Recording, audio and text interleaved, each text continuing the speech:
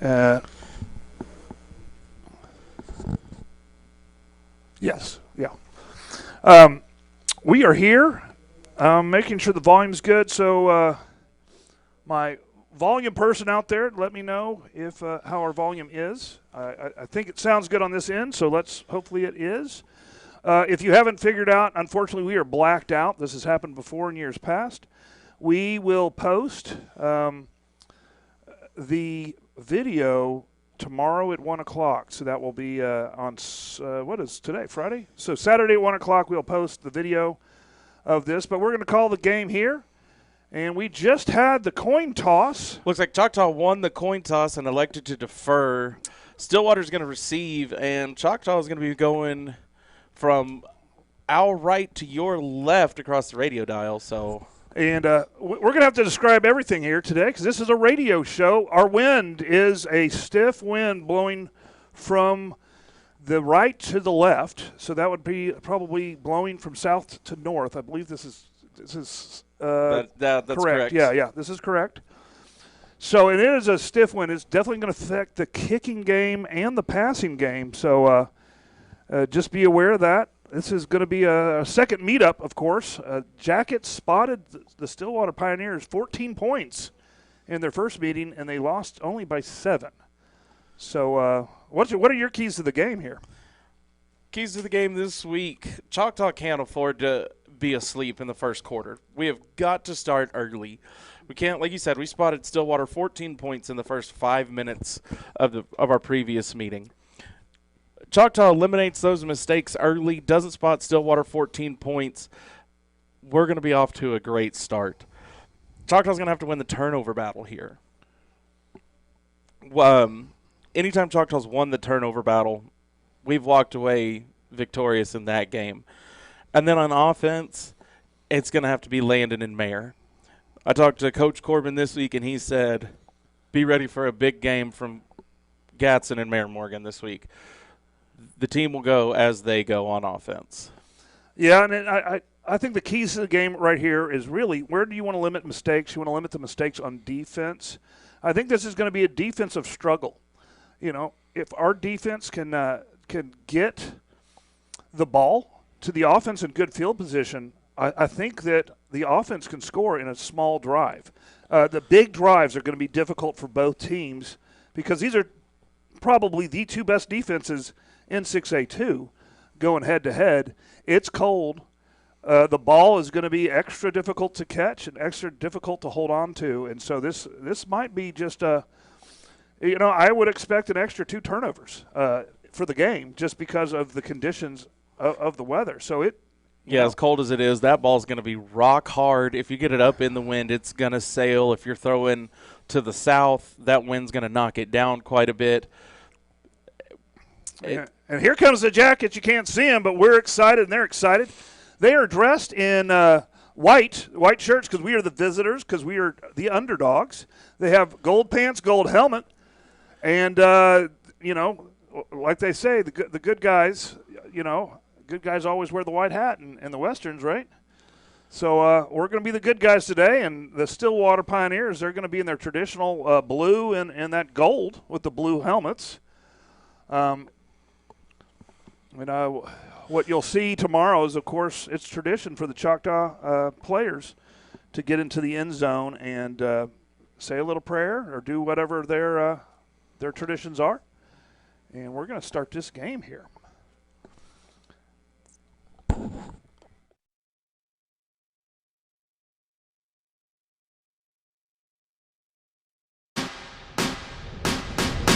The only thing standing between an amateur and a professional is a little thing called practice. To turn a passion into a career, you got to get hands-on, put in the hours, hone your skill, and train like tomorrow depends on it. Across the state, we're powering Oklahoma's future. Here, passion goes pro. EOC Tech Center, powered by Career Tech.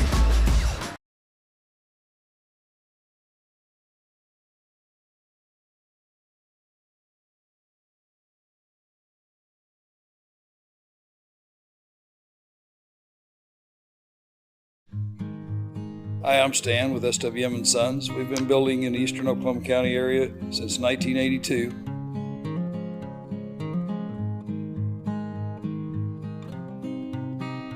We can help you with the plans from start to finish or just use the ones that you have. We'd be happy to build on your land or ours. We have subdivisions or just build on yours. Give us a chance to earn your business today. Thank you.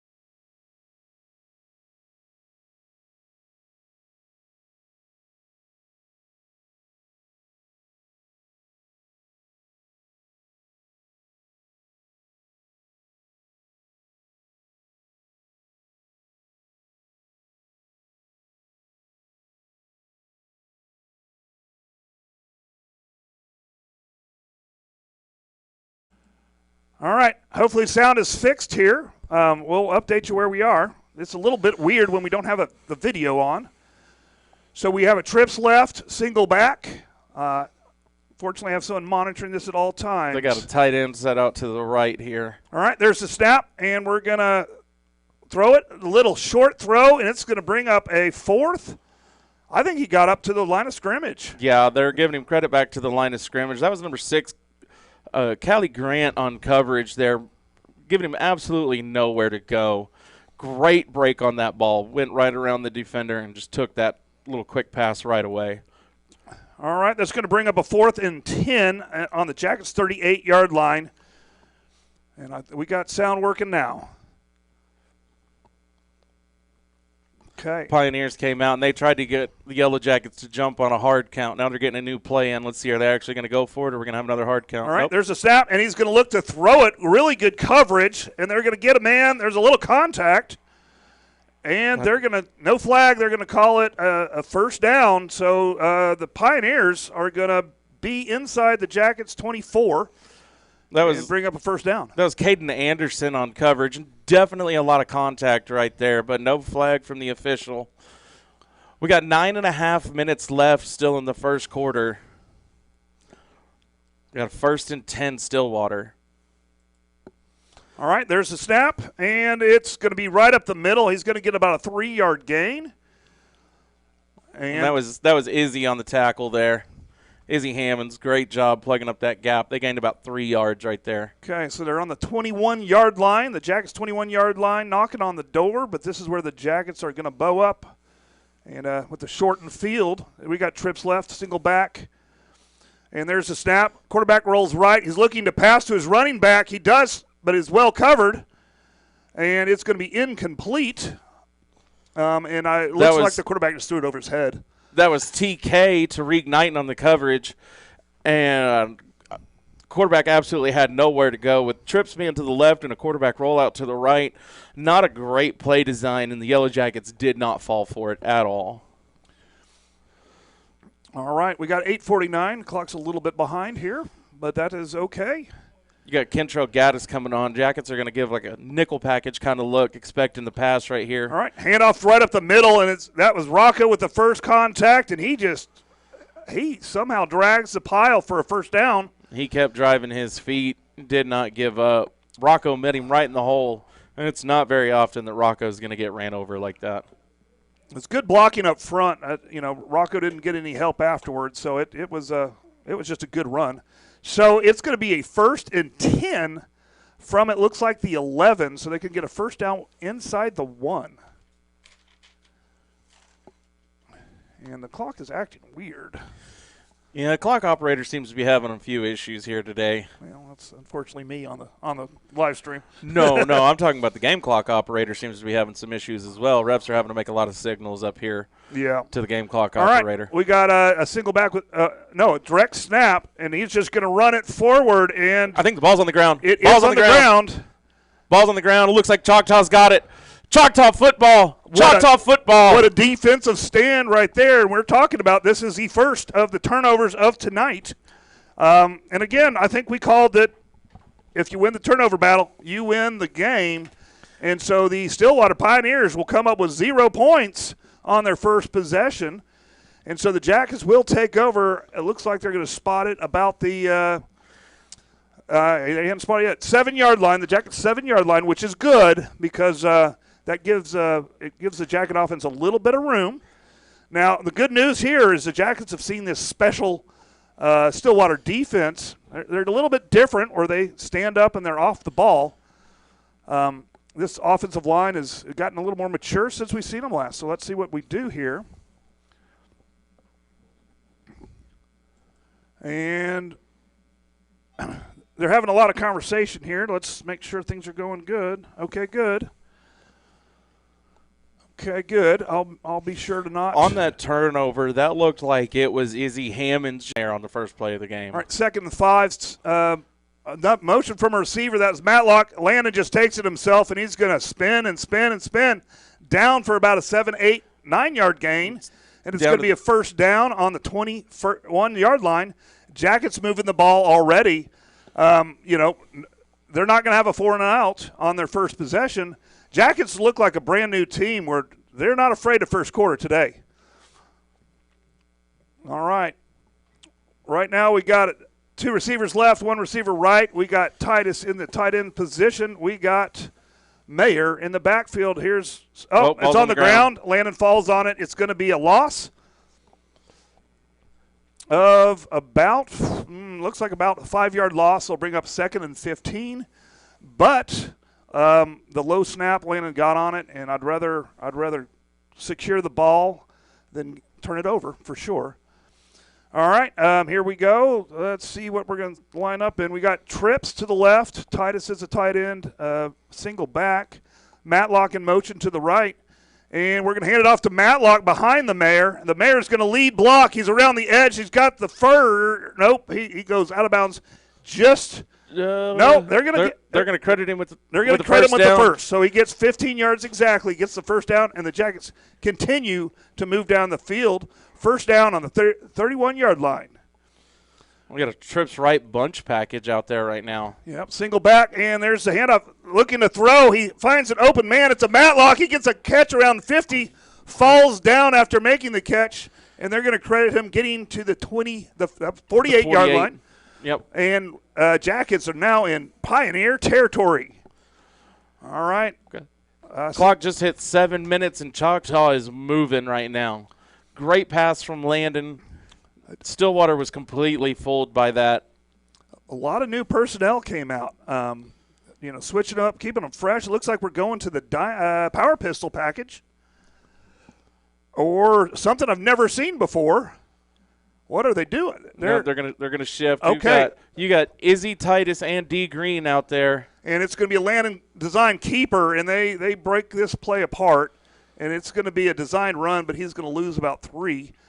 It was some kind of heavy package, and it kind of looked like the old kind of, single wing, I guess. And now they're going to spread those 3 out wide. That same heavy group, they're all spread out on the wing. With an got empty a tight backfield. Tight end to the left. Titus in motion, and there's a snap. He's going to just throw an easy pass to D Green. D Green's going to dance, and he's going to fall forward for about a 4-yard gain up to the original line of scrimmage, bringing up a 3rd and 10. So they're trying some things out here. 3rd and 10. We'll see what the Jackets do. It looks like they're going to more of a traditional package. We're going to have an empty set, Trips to the left and Mayer to the left. And then we're going to shift to we're in a Wildcat here. Wildcat here. Mayer's back at quarterback here. Mayer's just going to run it right up the middle, and he's going to break some tackles, but it's going to be short. It's going to be about a 3-yard gain there. Yep, so we'll bring up a 4th and 7 on the 45, on the Pioneer 45. And so this is this could go either way. They could keep their offense in. They could punt. They have the wind at their backs, and we're at 5:05 on the clock. Empty backfield. We got 3 to the left, 2 to the right. Motion is Mayer, and Landon to throw to Titus just a little bit too hard, and it will be – he was wide open, Titus was, and it will be a turnover on downs. Pioneers will take over on the 45. So both had one possession. Both came up empty, and so Pioneers will start with their second possession right here. And we'll go ahead and bring up our first sponsor of the day. We got EOC Tech behind us every single year, and they help our students, and they help our school, and they provide a lot of opportunities for the community to find a trained workforce getting out of high schools. All right, here we go. They got a snap, and he's going to just send it up the middle, and he busted the gap. And then he's going to get surrounded. Got a flag on the play in the backfield, though. Flag on the play here. And, oh, wow, number 99 came up from behind and just leveled their running back in play. And, of course, we've said 99 all season long. 99 is Brentrell Smith. And let's see what the flag is.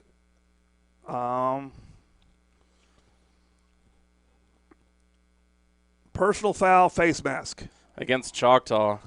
Or illegal hands to the face, and I guess it's at the end of the run regardless of where it happened. That's gonna hurt. But so that will bring a nice run from the Pioneers, and it will be a great gain. And they're going to spot it. It looks like on about the 18-yard line, right in the middle of the field. It's the 1st and 10 on the 18 on the Jacket side of the field. And last time they got a fumble, let's see what they can do to bow up here and get it done. And there's the snap, and they're just going to hand it off up the middle again. He's got room again, and he's going to be banged down at the 5-yard line. That was 6-yard line, and it's going to be a first down. TK on the touchdown saving tackle right there.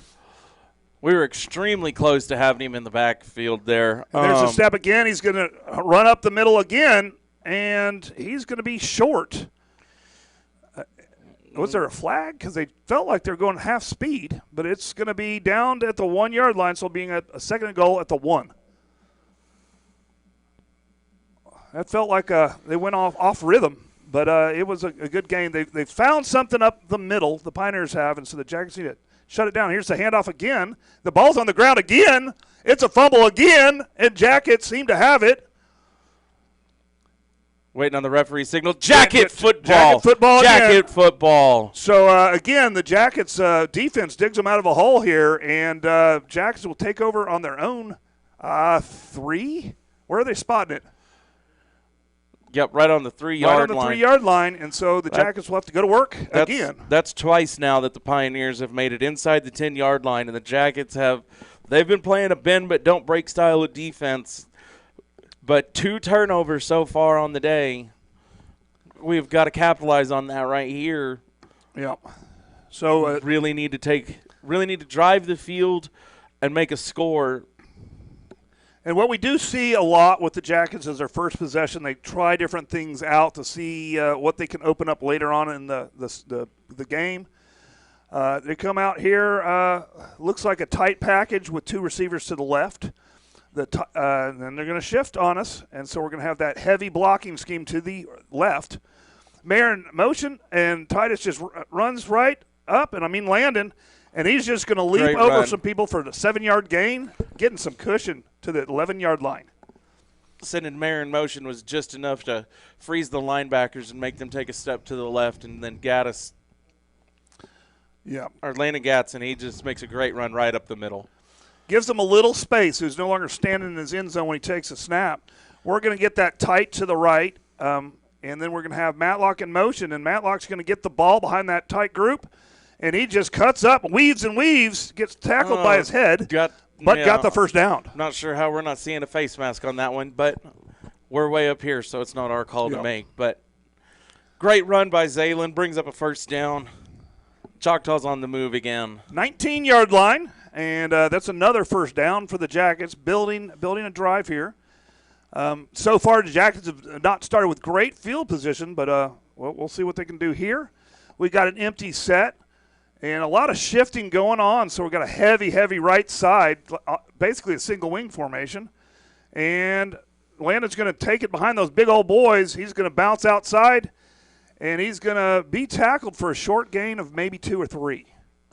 We're putting – it looks like Izzy Hammonds, Titus Hawk, and DJ Green behind the line out to whatever side we're running to, and we're just going to let Landon run behind that basically brick wall and try to find a hole and work up field. And it's so far it's working, but now we're going to shift to a different kind of formation. We got 2 receivers left, single back. We're going to hand it off to the Mayer, and Mayer finds that small little hole, and he squirts free to maybe a 6-yard gain. It looks like it's going to bring up a 3rd and 2. Yep, 3rd and 2 right here. And it's Choctaw's definitely not looking for a home run ball here. 2 of 6 left in the first. They're not looking for a home run ball here. They're taking what the defense is giving them, and they're working the ball up the field 5 to 6 yards at a time. Kind of tight to the right, single back, hard count. Stillwater lines up. Right now they're lining up like 4 yards off the ball, so they can jump a little bit and still not be offsides. But they're going to come for him, and there he goes. Landon's going to take it. He's going to just run it behind his big old boys. He squirts free. He's still going free. Ball's on the ground. Stillwater I think Stillwater gets it. It was No, a first down. no, referee signal, Okay, Choctaw ball, Choctaw ball. Jackets get back on it. Jackets get back on it for a huge gain. That was D. Green dove on the ball. There was 3 Pioneers around that ball, and I don't understand how D got a hold of it. But I think we're going to say a prayer on that one that we did. Yeah, I think they wanted to pick it up and run with it instead of just secure the fumble, and that's. But it's Landon had a great run before that too, though. All right, Jackets on their own 48, and they were offsides, but they didn't call it. And there's run Matlock to the left. He's got one man to get by, and he does make a good solo tackle, but they're going to spot it. Well, it's going to be a first down. Yeah, at the 42, the Pioneer 42, and that's another first down for the Jackets. Pioneers made a great open field tackle on that one because Zalen's not easy to bring down. No, he's not. Here we go. We got a little motion from Matlock, and so we got a big backfield. And Landon's just going to throw it to Matlock. That is a lateral. Jump on that. That is a lateral. But they're blowing it dead. Okay, they called that a forward pass. And Landon took a big hit after the play, and there was no flag on that. That is something you see a lot from Stillwater is some big hits after the pass. And so we'll see if the flags stay in the pocket on the next possession. That's 2nd and 10. All right. We got that single back to receivers right. Motion from right to left, and it's going to be to the Mayor. Mayor squirts free through a hole and drags a couple tacklers down to about the 36-yard line. Going to bring up a third. It was a good run on second down. And about 5, right? 3rd and 4. That was a 6-yard gain right there. That's nice. All right, and Jackets are still driving the football. This is the deepest they've been all game long on their second drive. And I like to see that. Single back, tight formation, single receiver to the right. We're pausing to make sure we get the play right. I think we're playing with 10. We only had 10 on the field. Zalen came on to make 11. So now we have 2 receivers to the right, and that adds up. That checks. And there's the snap, and it's going to be a handoff to the Mayor. Mayor finds a big hole. Nice blocking on the outside. He has the first down. He breaks free. And he has the corner, and he could. Great run. Tackled it, the 11 or 10-yard line. And he got shoestring tackled to save the touchdown, so hats off to that Pioneer. And they will spot it on the 11. And Jackets are knocking on the door. We got 8 seconds left in the first quarter. Are the Jackets going to put some points on the board before we go to a break right here? All right, motion Matlock. Mayor gets the ball, and this time they meet him in the backfield, and it's going to be a 2-3-yard loss, bringing up a 2nd and 13. And there's going to be a timeout, and that's going to be the first quarter. We're going to run a commercial here, and we'll be right back. For over 82 years, F&B Community Bank has proudly supported Eastern Oklahoma County schools. From student checking and low-rate auto loans to small business banking, we're here for every stage of life. Visit us online or stop by a branch today. Member FDIC.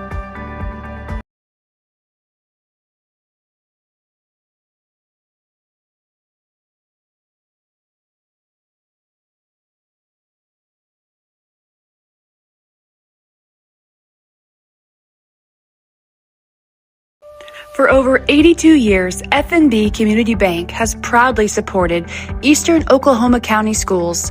From student checking and low-rate auto loans to small business banking, we're here for every stage of life. Visit us online or stop by a branch today. Member FDIC.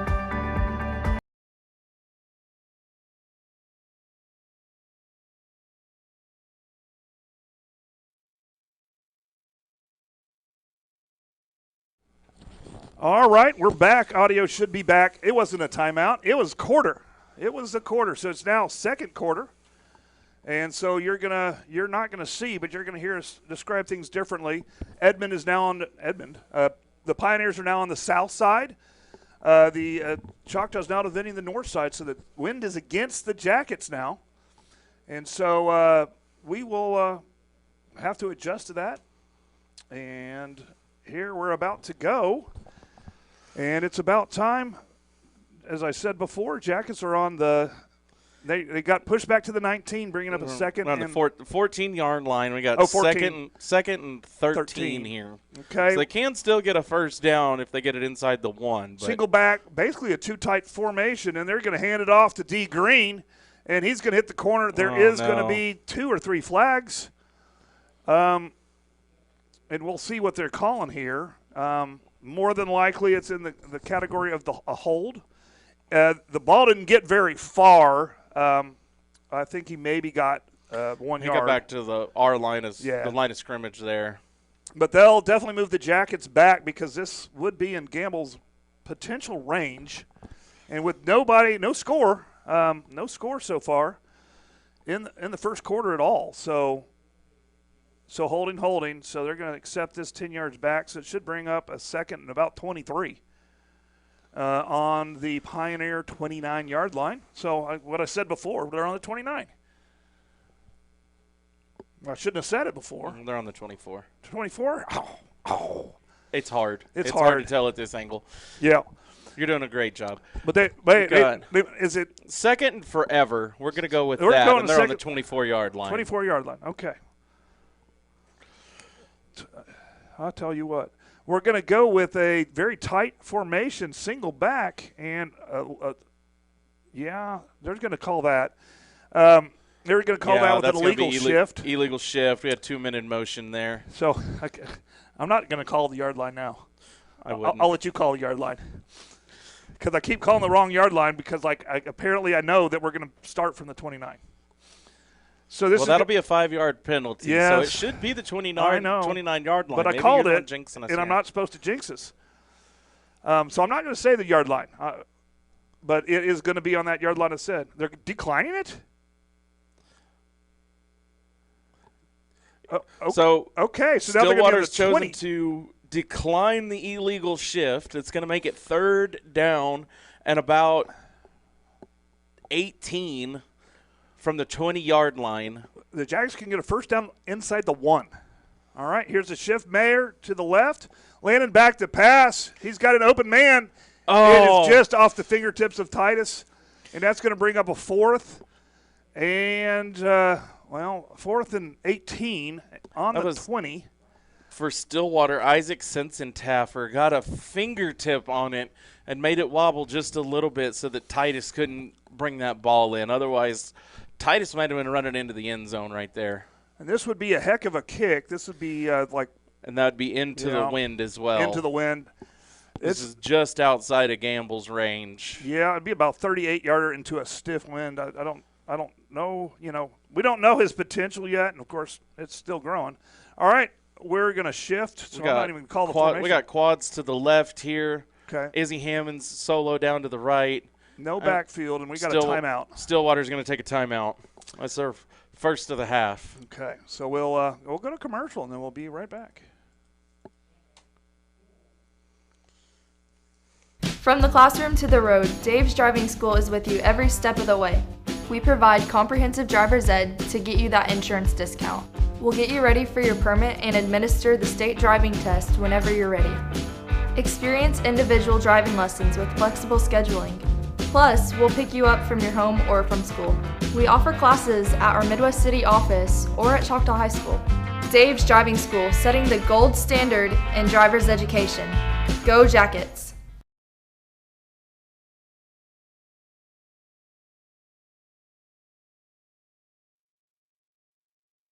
Okay, we're back. They're not back, but we're back. They're coming back. Coming out of that timeout, Stillwater looked pretty confused on what Choctaw was going to offer. We had quads to the left looking like it was going to go to Mayer behind a brick wall of defenders. But then you also have to take into account you got Izzy Hammonds, who's just bigger than everybody on the field, solo down to the right, and total mismatch. So let's see what Choctaw's going to do coming out of that timeout. See what kind of magic Corbin cooked up over there. Same formations, quads left, Izzy right, single back. He goes back. He's looking for Izzy, and little miscommunication. He throws a corner route, and Izzy pulls up short. Izzy ran a dig and landed through the corner route, and if Izzy would have just ran the corner, that would have been 6 for Choctaw, but instead that's going to be. And that was one of those timing routes, and that's okay. A little miscommunication. The Pioneers will start over on their own 20, and they've fumbled the last 2 possessions, and so you got to be thinking the Pioneer coach is like, ball control. Let's not drop the ball. Well, coaches are always screaming it every week, all week long. Take care of the football. Take care of the football. All right, Pioneers. they basically line up the same thing. Basically, single back. They got 3 receivers out, leaving a H-back or tight end in. They're going to hand it off. He runs to the left, and it's going to take D. Green to tackle him right at the first down mark. So that's a 10-yard gain, and it's going to move the sticks, giving the Pioneers a 1st and 10 on their own 30. And, we've seen this before. This is what we expect. Same formation. And there's the snap. It's going to be handoff to their little up back. And he had some room. And he's going to get about a 13-yard gain. They just keep running it right outside of the left tackle. Yeah, they're limiting the home run ball, but that gives the running back a little bit more room to run. Same formation, and we're going to blitz off the edge, and we're going to smother the run. They get up to the line of scrimmage for that was Jace Watson plugged up the hole on that one. Stillwater had absolutely nowhere to go. And Rocco had a little conversation on the ground with the quarterback. It's assignment football a little bit, so he played if the quarterback kept it, because it's hard to see who gets the ball. So no penalties on the play. Here we go. Same formation. This time the H-back is to the right. And there's the clap, and I think I saw a little bit of movement. We got a false start against Stillwater. All right. So back them up 5 yards. Bring up 2nd and 15, and that'll move Stillwater back to their own 39-yard line. Let me make sure it is actually the 39. It is. 10-12 left in the quarter, in the half. We'll make sure to do a better job on that. We got 2nd and 15 right here. Choctaw needs a huge stop. Quarterback keeps it. And a pass over the middle, and it's going to be short of the first down, so it's a good, nice gainer, so like a 13-yard gain, bringing up a 3rd and 2. And you imagine here we're going to put in they're putting in a slightly new package here. This is a direct snap kind of package, it looks like to me. Let's see what they line up with.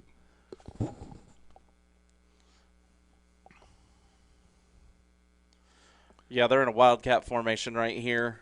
All right. Running back David Thompson. And we're sending everybody. He's running left and nowhere left to go. Wow.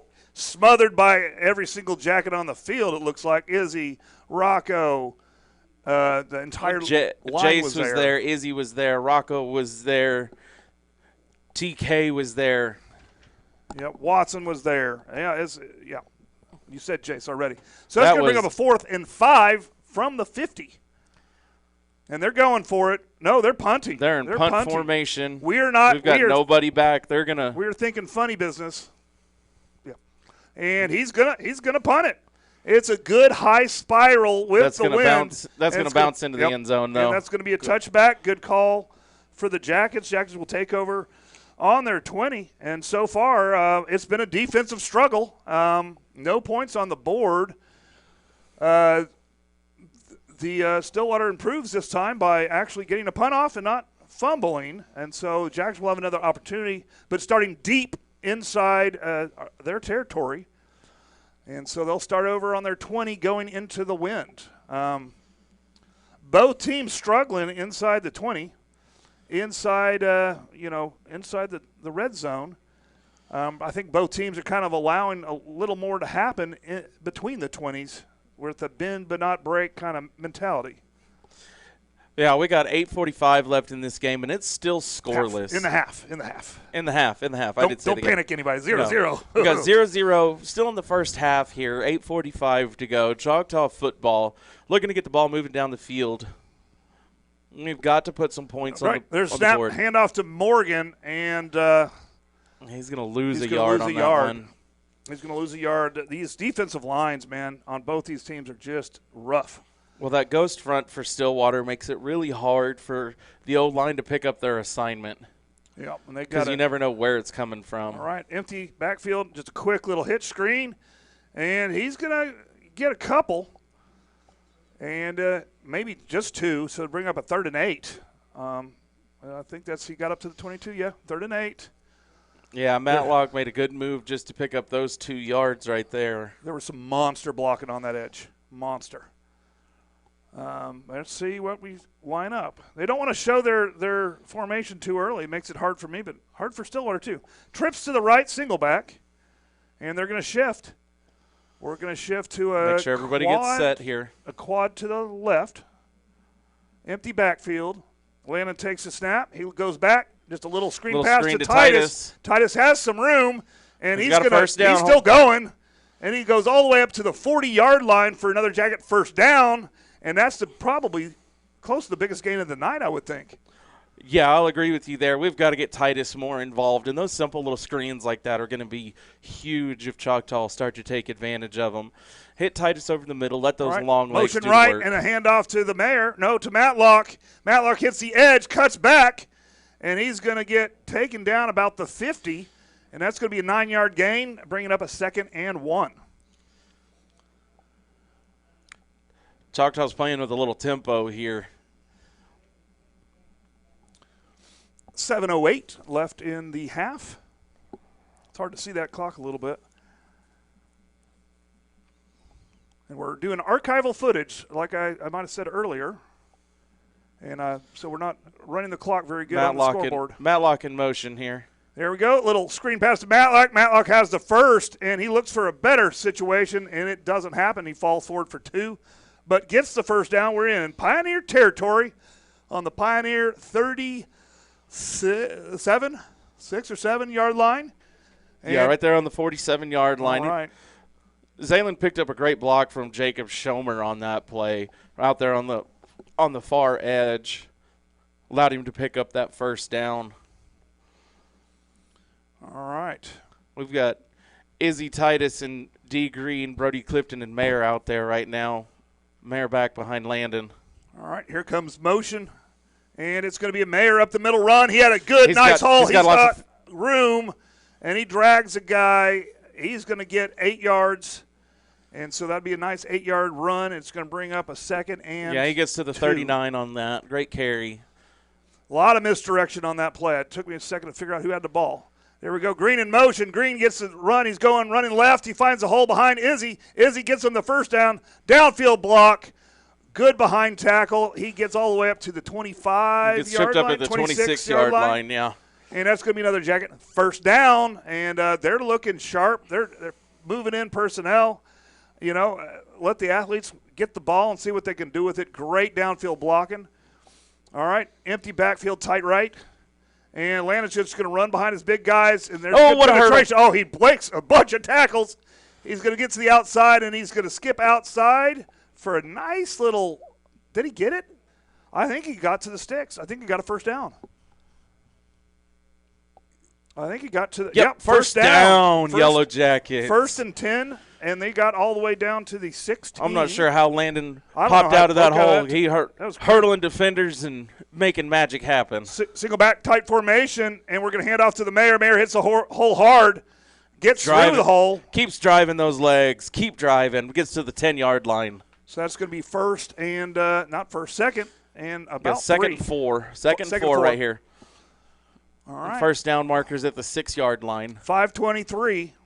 So far, everybody comes up empty-handed. Let's see if the Jackets can end that drought. Matlock in motion to the left. Landon gets it, hands off to Morgan. Morgan behind the big blockers, and this time they get him down. He gets just back to the line of scrimmage there. So it's going to be a third and 4. 4? 3rd and 4 here. Okay, and yeah, it's this Pioneer defense. I think we're going to see a play action to Mayer and a quick to Zaylen in that motion because it's been open there on the left. It's going to be empty, tight, 3 to the left, 2 to the right, I think. No, I'm wrong. No, I'm not. It's an interesting formation. I'll say that. But it's tight. And we got Matlock in motion to the left. He's going to run behind his blockers. He's going to hit the edge. He's going to hit a hole. Edge, and he's get tackled. He's came up just a yard short. Oh, 1 yard short. First down on the 1. Oh. First down on the 1 right here. He wanted that. But you had Izzy out there blocking. You had D. Green leading the way as well there. Okay, here we go. This is when the Yellow Jacket football on the 1 yard line. We're going to go empty, tight, and Landon's going to take it, and he's Touchdown! Touchdown! Yellow Jackets, let's go! And the Yellow Jackets on the board first. Flag on the play. Uh-oh. Flag's flying after the play is over. Yeah, I didn't see it before they called the touchdown, but let's see what they call here. Can't put up points. Refs are huddled together here. Having a conversation.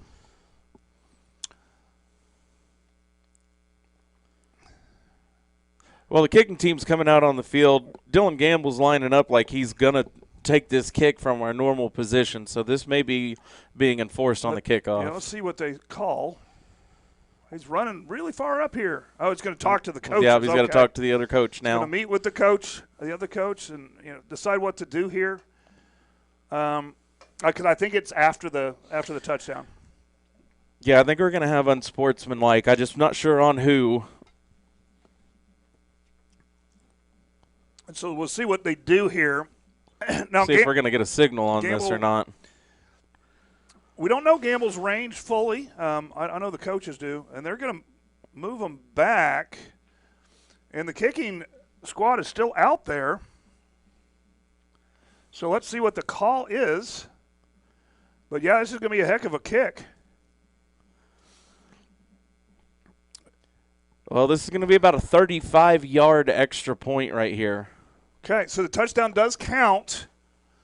There's a snap, and something happened wrong. So Clifton's going to have to – something happened there. The timing was off. There was no kick, and so the extra point is no good. I never saw lots the call. Lots of confusion because Dylan Gamble just stopped. They snapped the ball. Brody Clifton put it down. Dylan Gamble took a step and then stopped like a whistle had been blown or something. I'm not sure what happened there. I'm not sure, but either way, it's going to be 6 points for the Jackets. Yep, that's what the scoreboard says. Let's see if we can sneak in a commercial. I don't know if we can sneak in a commercial. I don't think so. Let's just do a live read here. I think we already did EOC Tech, but did we do SWM? No, we have not. SWM and Sons. I mean, they are building all kinds of places, and my favorite thing about the company is they're here to stay. They have sponsored just about every single club and organization here on this campus. You see their name all over scoreboards, all over the brickwork at the softball field. They've just been a great friend to the Choctaw community, and they're building a great family, great people, staple in our community. You can't drive anywhere without seeing a house built by SWM. They're building the community by building houses, but also building the community by just supporting all these great organizations, making it a better place to live here in Choctaw. So we appreciate SWM and Sons. All right, we're lined up for the kick, just our standard kick. The ball just blew off the tee. Again, there is a stiff wind going from south to north, and the Jackets are kicking into the wind. We're going to have somebody come hold the ball for Dylan Gamble here. Yep. So Choctaw's got a lead 6-0 with 4 minutes and 18 seconds left in the half. It's been a very defensive battle, but Choctaw went on a long, methodical drive there on offense, capped off by a... And there's the kick. It's low to stay under the wind, and it's going to be out of bounds at the 20. And, the great thing about kicking it out of bounds at the 20, there's no return. And so there is a flag on the play for illegal kick out of bounds. They'll bring the ball to the 35, and the Pioneers will take over. And that Jacket defense will come right back out. They already have 2 takeaways on the day and a forced punt. So let's see what they can do. That's got to build their spirit. No score in the first quarter. 4:18 left in the second quarter. You got to be feeling pretty good, but it's anybody's ball game here. I felt that the Jackets really got off the bus well. I think playing at this neutral site has really helped them. Starting pretty strong in the fourth quarter. Special teams, they're hitting on all marks. We did have whatever the snafu was with the extra point, and it was a long extra point. Hey, that might have just been outside of Gamble's range, inside of with this wind blowing directly in his face. That's a tough ask of any kicker. And maybe they were going to try to, I don't know. I don't know what they were doing. It didn't work, whatever they were doing. So no point there. But that's why we got 6 on the board. But hey, I like that. We are going to re-kick here. we are going to re-kick, which is interesting. So he's going to kick that up. It's going to hang in the air at the 40. And they're going to – I never saw a fair catch signal, but they're going to say he signaled for a fair catch, and that's going to be 15 halo infraction. Or no, that's going to be 15 yards, I think.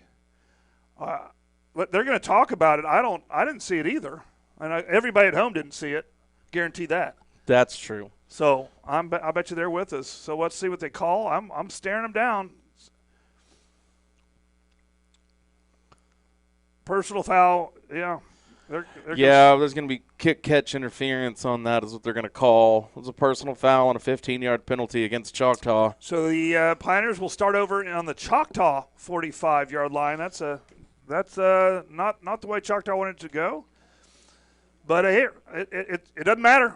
That ball is just rolling. It just rolled the wind's just a yard off the ground. And so now they're going to have to reset it.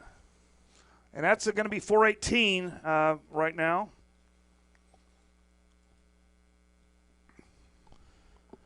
.418 left in the half. Same formation, tight end right, and they're just going to hand it off up the middle. And the Jackets read that one well, and they're going to meet them with just a short 1-yard gain. And there we go. No, I don't. Yeah, they gave him 1 yard on that. They gave him 1 yard. Okay. They gave him 1 yard on that. Sticks were a little slow for me. Okay, we got that single back, tight end right, and they're just going to hand it off. And again, Rocco's going to meet him, and he's going to get some yards. This guy runs hard. He runs hard north and south. They're going to give him about 4 yards on that one. We got 3rd and 5 right here. 3rd and 5, running that clock at 3:40. Stillwater only has 2 timeouts left in the half from that one they took earlier. Twins left, single back. No, they're going to go to trips left, and they got that tight end right. Looks like they're going to make their tight end come off the field here. They might have been playing with 12. We're going to find out. They hadn't started the play clock, so there's no rush. And they've stopped the clock at 3:31. There might have been a their tight end had blood dripping down his arm, so they made him come up the field and get that covered up. So started the clock here, and here's the snap. They're going to hand it off right up the middle, and he's going to get he gets about 2 yards there. So I'll bring up 4th and about 3. And on the Jackets, looks like that's the 38-yard line. We got 4th and 3. Huge stop for the Jackets, or huge opportunity for the Jackets to make a big stop right here. 3:06 on the clock. All right, same formation. And the Jackets jump off sides. So it's going to be 5 free yards and a first down for Stillwater. Yep, offsides, and they did a little hard count. I think the line was involved in it a little bit. But either way, Jackets got caught. You know, that's going to happen. That's when you're really eager to be on time. All right, so that's the first down inside the 35.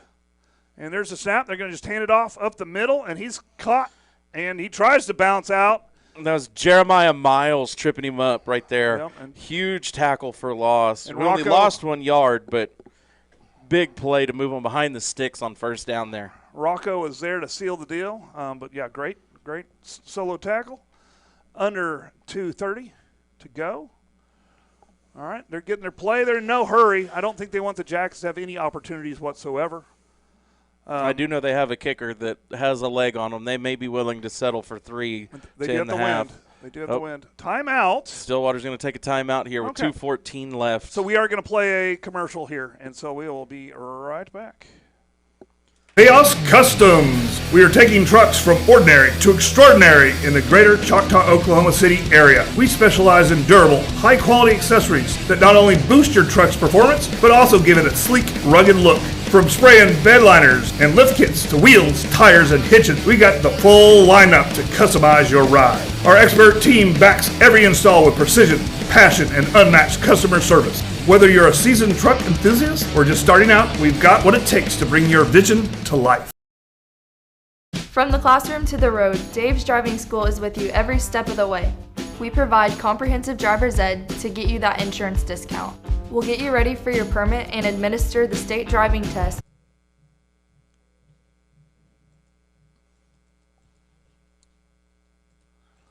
right, we're back. We will play that commercial in its entirety, but here we go. Stillwater, snap it.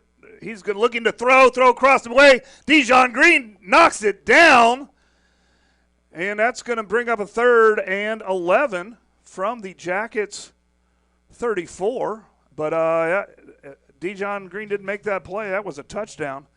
It was just kind of a crossing route. They line up 3 to the left. And it was right over the middle of the field, so that's going to bring up 3. And that does stop the clock at 2:10. Well, they're having to stop the clock as well because the ball's rolling away. Yeah. This wind is brutal down on the field. It is brutal. We'll try to, since we're getting down to it, we'll try to run this clock a little bit, right? Okay, here we go. There's the snap. And he's going to hand it off, and he's going to try to bounce out right, and he gets tackled and pushed back. 4:30 and 0 out there. No, sorry, 4:30 and 8 out there. TK with the huge stop on the end right there stood him up coming out of the safety spot. All right, looks like we got 48. 1:48 left in the half. This is a 4th down, and they are not kicking.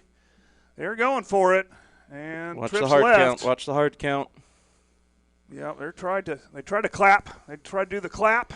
Choctaw still has 3 timeouts. I wonder if Coach Corbin's going to think about taking one. We'll see. We're down to 1:26 when the and ball there's snapped. the snap back to pass. Good coverage downfield. The quarterback's going to have to tuck and run, and we're going to sack him. And they're going to stop the clock. That's a big, huge sack. Was that number 91 with the sack? That was Jace Watson with a huge sack right there. Turnover on downs. Giving Choctaw the ball back with 1:18 left in the half. Let's see, can we drive the field and put some more points up on the board before half? Well, here's where you can kind of open up. We are against the wind, so some of those deep passes, especially those deep arcing passes, are going to be rough. But this might be the time. You know, I know we don't use ninja, but this might be the time to call a ninja or call a flea flicker or call something. Let's see, is Coach Corbin going to dig into his bag of tricks right here? Or he might just play it straight. We got the quads left. You got a 40-mile-an-hour wind blowing right into their face. Mayer in the backfield. And here's the snap. Atlanta's just going to run behind Mayer, and he's going to bulldoze forward. And he gets up to the 50, so that's going to bring a second in about 3. We're playing with tempo. We're playing with tempo right here. And they do have the clock started. It's about 3 seconds ahead of ours. All right, here we go. He's looking up now as there's a timeout with 56 seconds left. Choctaw takes their first timeout of the half. We still got 2 left here. 56.8 seconds left on the clock. Right. Ball's on the 48-yard line here. So hopefully we're going to get into a little yellow jacket magic right here. All right, let's go ahead and run our next commercial. And here we go. Tyler Pest Solutions, the gold standard in eastern Oklahoma County in pest control. Spiders, ants, fleas, scorpions, mice, rats, general pest control, termite control. We do it all. Independently owned and operated right here in Choctaw. As a leader of eastern Oklahoma County pest control, you can count on Tyler Pest Solutions to use the safest, eco, and pet-friendly products available. The only bug you can't beat is a Choctaw Yellow Jacket. All right, we're back. We're back. There's the snap, and Mayer has the ball. Mayer. He goes out left. He hits the edge. He gets the first down and then some. He stays in bounds. Clock stops on the first down while the chains are getting set. Yellow Jackets are moving quick, trying to save those timeouts. And it's you got trips right. 45 seconds. There's the snap. The Mayer gets it. No, he throws it. It's backwards. It's backwards. Get on it. Get on it. And Stillwater recovers the ball, and it's going to stop the clock at 37 seconds. So that, hopefully won't be too costly, but that's the first Jacket turnover. And Stillwater's going to have to air this out with the win at their back. That is an opportunity. Yeah, that may have been a costly turnover right there at the end of the half. But That- it is what it is. The wind carried that thing. Well, that pass was intended for Brody Clifton, and we could see it from right here. That ball moved 3 yards from the time it left Gadsden's hand. It moved 3 yards downfield away from the receiver. This wind is brutal. Brutal. All right, single back, trips right. Back to pass because there's not much time. He throws it. He gets a receiver. And Ball's on the ground. Again. But Stillwater, I think, jumps on it. We're signaling. That's Yellow Jacket football. Wow. Yellow Jacket football. Rocco with great pressure on the quarterback. Quarterback throws it up. Receiver makes a good catch but doesn't get it tucked away. Takes 2 steps, and then D. Green just knocks that ball out. Now we have Yellow Jacket football with 29 seconds. I have no clue how we even got that ball. The Stillwater should have got that recovery, but they didn't. So Jacket football, that just took some time off the clock is really all that did. First down for the Jackets at the 46. And we got a single back, Twins to the right. Motion Gaddis. And they're going to hand it off to the Morgan, and he's going to run, and he's going to get a little gainer. We're going to have timeout Choctaw. Mayer right there needs to recognize the situation, though, and instead of trying to cut that back up field for maybe an extra 2 yards, bounce that outside and get out of bounds to stop the clock and save a timeout there, because now we only have 1 left. With the ball on the 48-yard line with 22 seconds, that's a long way to go and not much time. Yeah, it's probably passing. Let me run this commercial, and we'll get back. From the classroom to the road, Dave's Driving School is with you every step of the way. We provide comprehensive driver's ed to get you that insurance discount. We'll get you ready for your permit and administer the state driving test whenever you're ready. Experience individual driving lessons with flexible scheduling. Plus, we'll pick you up from your home or from school. We offer classes at our Midwest City office or at Choctaw High School. Dave's Driving School, setting the gold standard in driver's education. Go Jackets! Okay, we're back. 4 turnovers on the night, or 4 fumbles, 3 turnovers, 4 turnovers. 3 turnovers for Stillwater, 1 for Choctaw. The ball's really hard to hold on to today, but when it's this cold, it can be. Oh, I think he went a little bit over the line, and so there's flags. And so are they going to say that we flinched? I don't know. We'll see what they say. Everybody's pointing, and of course, everybody points the other way. Choctaw's pointing against Stillwater. Stillwater's pointing against Choctaw. It's going to be false start against Choctaw. Okay, they got movement, so that's going to bring up, with 22 seconds, a few yards probably won't matter. But that's going to bring up a 2nd and 9 in the Stillwater 47-yard line. All right, we got the play in. 2 receivers to the right, 1 to the left. Titus in the tight end on the left side. All right. Mayer in the backfield with Landon. Man in motion. Motion Gaddis. They're going to hand it off to the Mayer, and he's being patient. He's trying to find that hole. He should get the first down. They should stop it. No, they got him 1 yard short. They do stop it with 14. And they're rolling the still clock. running. So Clock's 10 still seconds. running. 8. 5. This is it. There we go. This will be the Matlock last to the play of edge. He last hits play the of the edge. half. Great blocking. And he's still going. Great effort. Gets Great down effort to the by Zalen. 26, 25-yard line, but that is going to end the half. And let me tell you, it's been a fumble fest. We've had 3 turnovers, 3 fumbles for the Stillwater. We've got them all. The Jackets have 2 fumbles. We've put the ball on the ground twice. We got 1 back because Landon fell on it, and we've lost 1. So it's a tough ball to get a hold of. But, what we're going to do is we're going to run some commercials.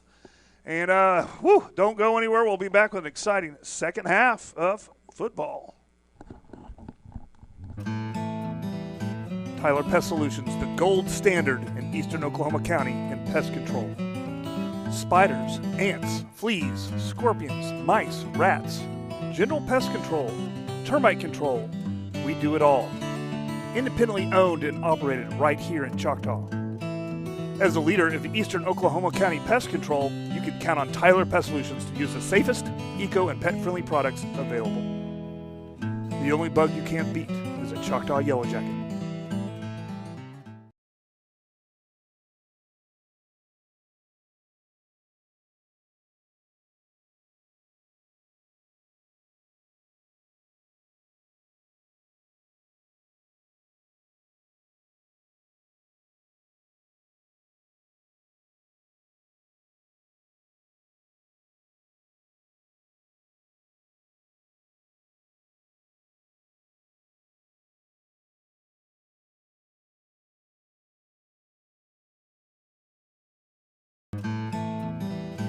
Tyler Pest Solutions, the gold standard in eastern Oklahoma County in pest control.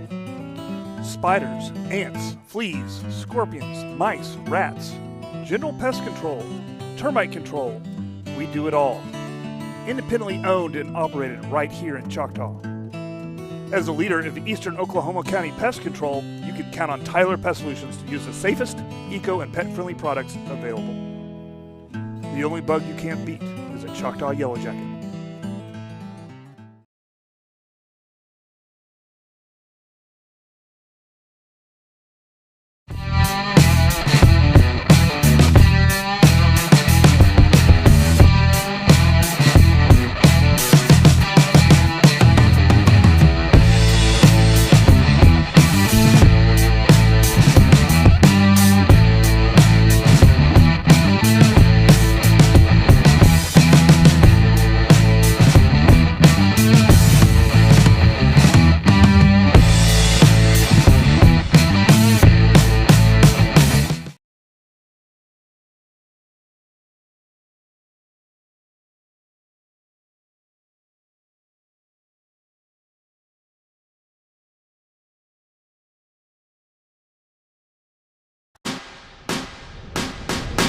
The only thing standing between an amateur and a professional is a little thing called practice.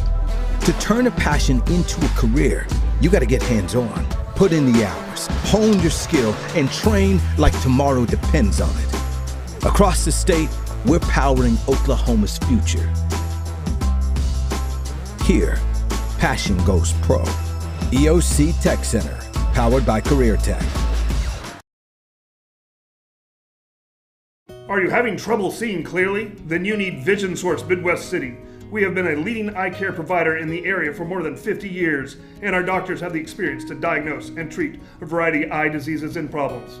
We provide a high level of personalized care and state-of-the-art diagnostic technology to help you reach your vision goals. Vision Source Midwest City offers experts to help find the right contacts, lenses, and frames for your needs. At Vision Source Midwest City, we want you not just seeing well, but looking good. Tyler Pest Solutions, the gold standard in eastern Oklahoma County in pest control. Spiders, ants, fleas, scorpions, mice, rats, general pest control, termite control. We do it all. Independently owned and operated right here in Choctaw.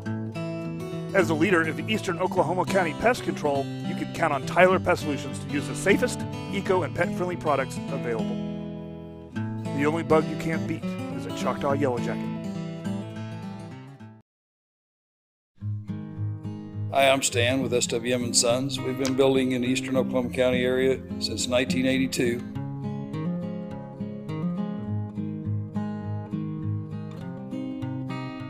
We can help you with the plans from start to finish or just use the ones that you have. We'd be happy to build on your land or ours. We have subdivisions or just build on yours. Give us a chance to earn your business today. Thank you.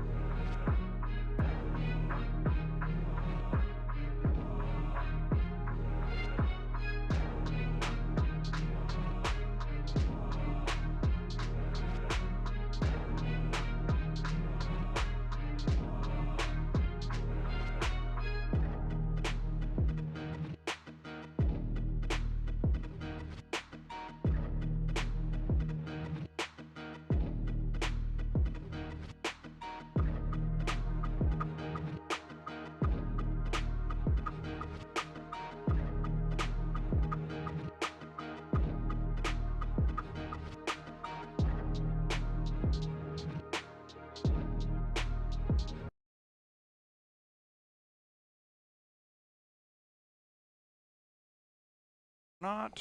Now we're back. We are back for sure. We're under 3 minutes here, and we're about to start the third. And we were talking a little off camera, off screen here, that you basically, if you're the Jackets, you gotta treat this like it's a 0-0 game.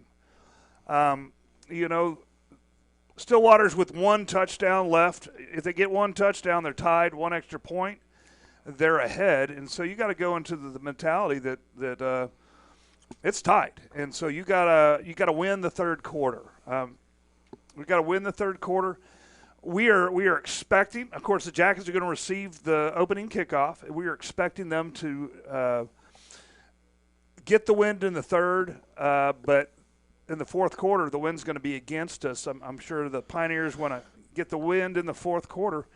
And, of course, man, the crazy thing about modern football is all the film study, all the iPad stuff that they can do in between while the game's going on.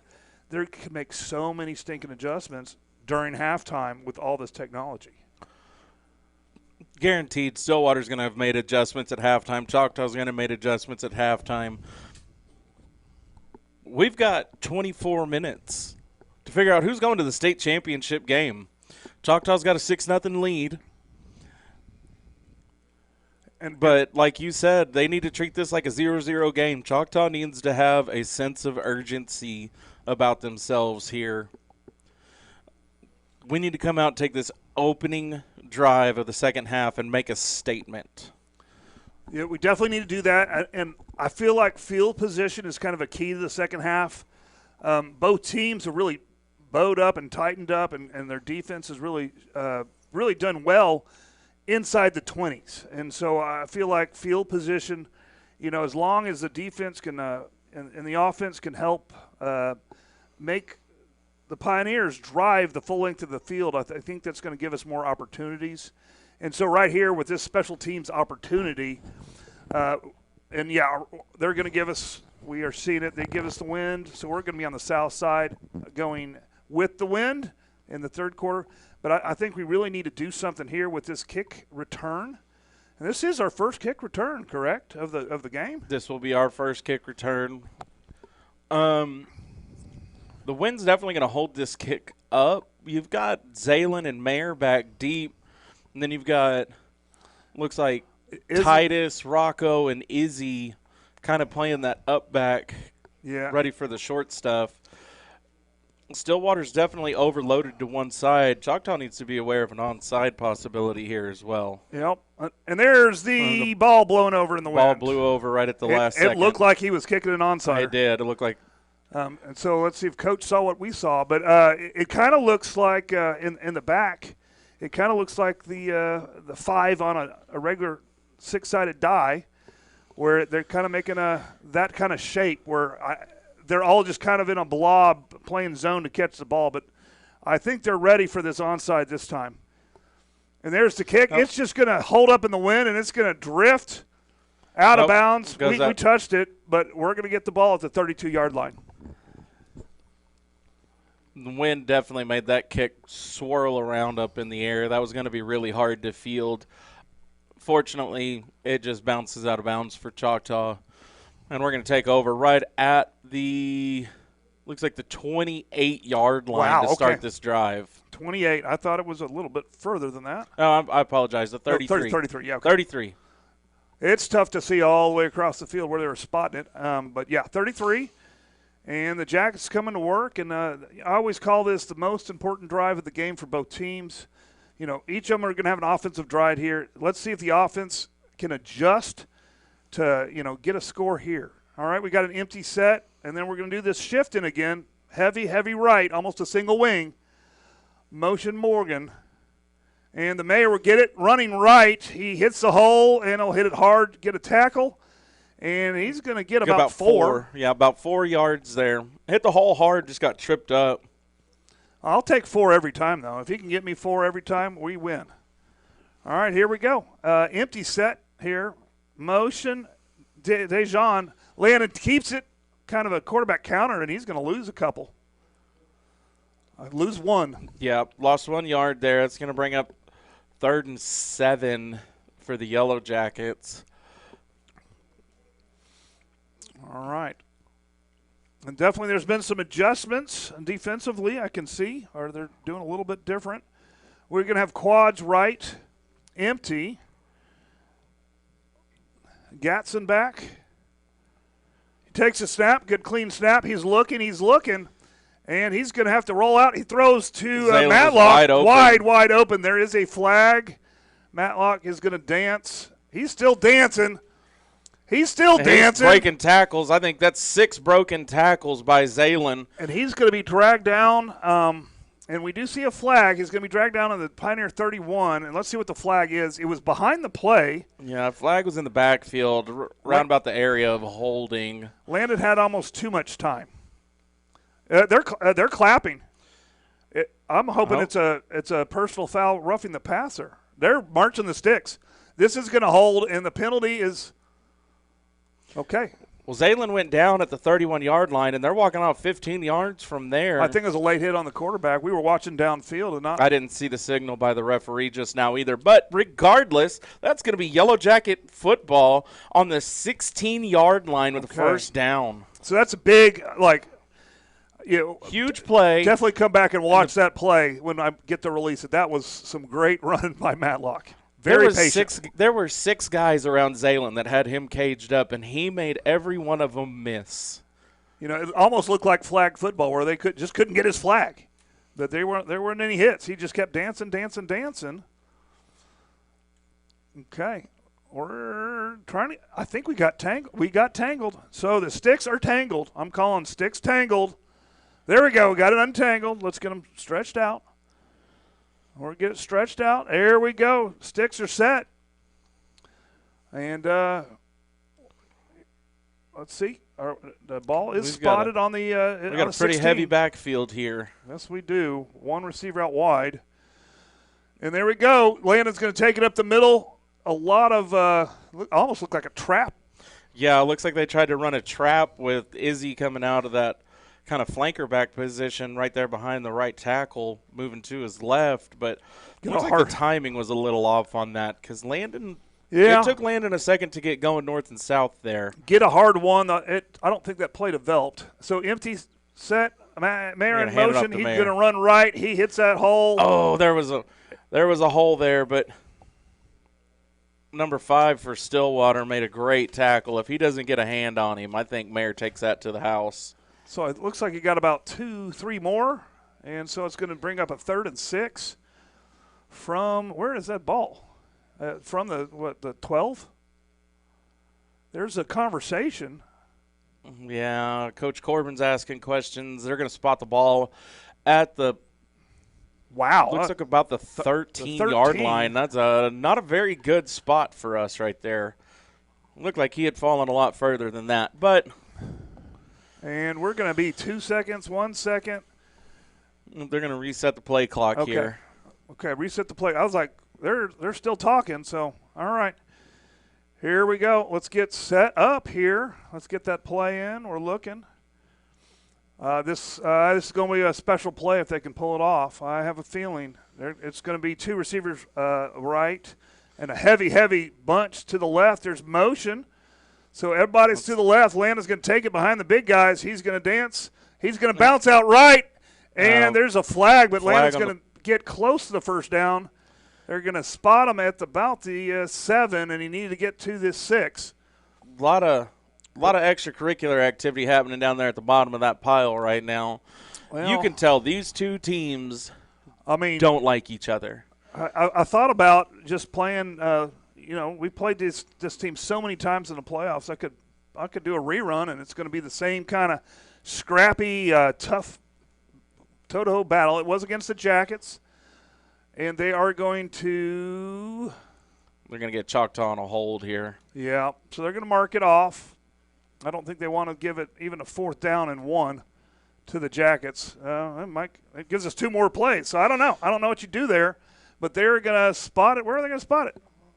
Looks like they got the ball on the 18 or the 23-yard line here. 23-yard line, so that'll be third and about – Third and about 16 here. Okay. So we got quads right, empty backfield. Gatson takes it. A little screen pass to Dijon Green, and he's going to be knocked out of bounds for a short gain, and it's going to bring up a 4th. I'm going to keep the clock running here. And about, let's call it 12, 4th and 12. Nope, clock stopped. I apologize. We got 9:20 left here in the third. Yep, still a 6-0 lead for the Jackets. And, it's on the 18th? This could be – Gamble's going to kick it with the wind. This is going to be a 35-yarder? Yeah, this will be a 35-yard attempt, but all he's got to do is get the ball up in the air and let the wind do the work here. All right. Probably his longest for the year. And so here we go. The kick is down. Kick is up. It's low, but it is to the – It is good. Wow, Dylan Gamble with a 35-yard field goal, and that's going to put the Jackets up 9-0 over Stillwater. Great snap, great hold, great kick. And so the math of this is great. Makes it a 2-score game. There's a conversation. So we're staying right here. The ball was very, very far to the left of the uprights, or at least from my angle. And we're probably still talking about a previous play. So I don't know. We stayed here instead of going to commercial because I wanted to announce what was going on. Coach Corbin is definitely giving the referees a business right now. Yeah. He is upset about something. But the most important thing, 9-0 is a 2-score lead. And that's not enough cushion with 8:58 left in the third quarter. But that is at least Stillwater needs to get the ball, score and get the ball and score again. And so that allows Jackets to play a little bit different style of offense and defense. The clock is definitely something to keep an eye on. And we will let you know all about that. So we're going to kick the ball, traditional Gamble's got kickoff. the ball on the tee. Let's see, does he go deep or is it going to be a pooch kick here? He gets it up in the air. He's going to go deep, and Stillwater's going to get it on the 2-yard line, and they're going to run forward, and we touch him, and we're going to get him down. There we go, about the 23-yard line. Good deep kick by Gamble, showing off the leg strength, getting the ball up in the wind, letting it do its work. And, field position might be the deal. So, starting on the 23, the Stillwater's got to do a lot of work. And, again, they've been mainly doing running back runs, a couple quarterback keepers.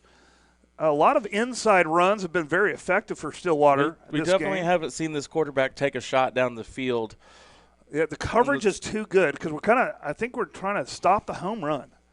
All right, we got a single receiver to either side, single back, and they're going to hand off to the running back, and he's going to try to bounce his way out. No good. We got 99 and 4. Got Brentrell Smith and TK Knighton there on the stop. And they're going to give him a yard.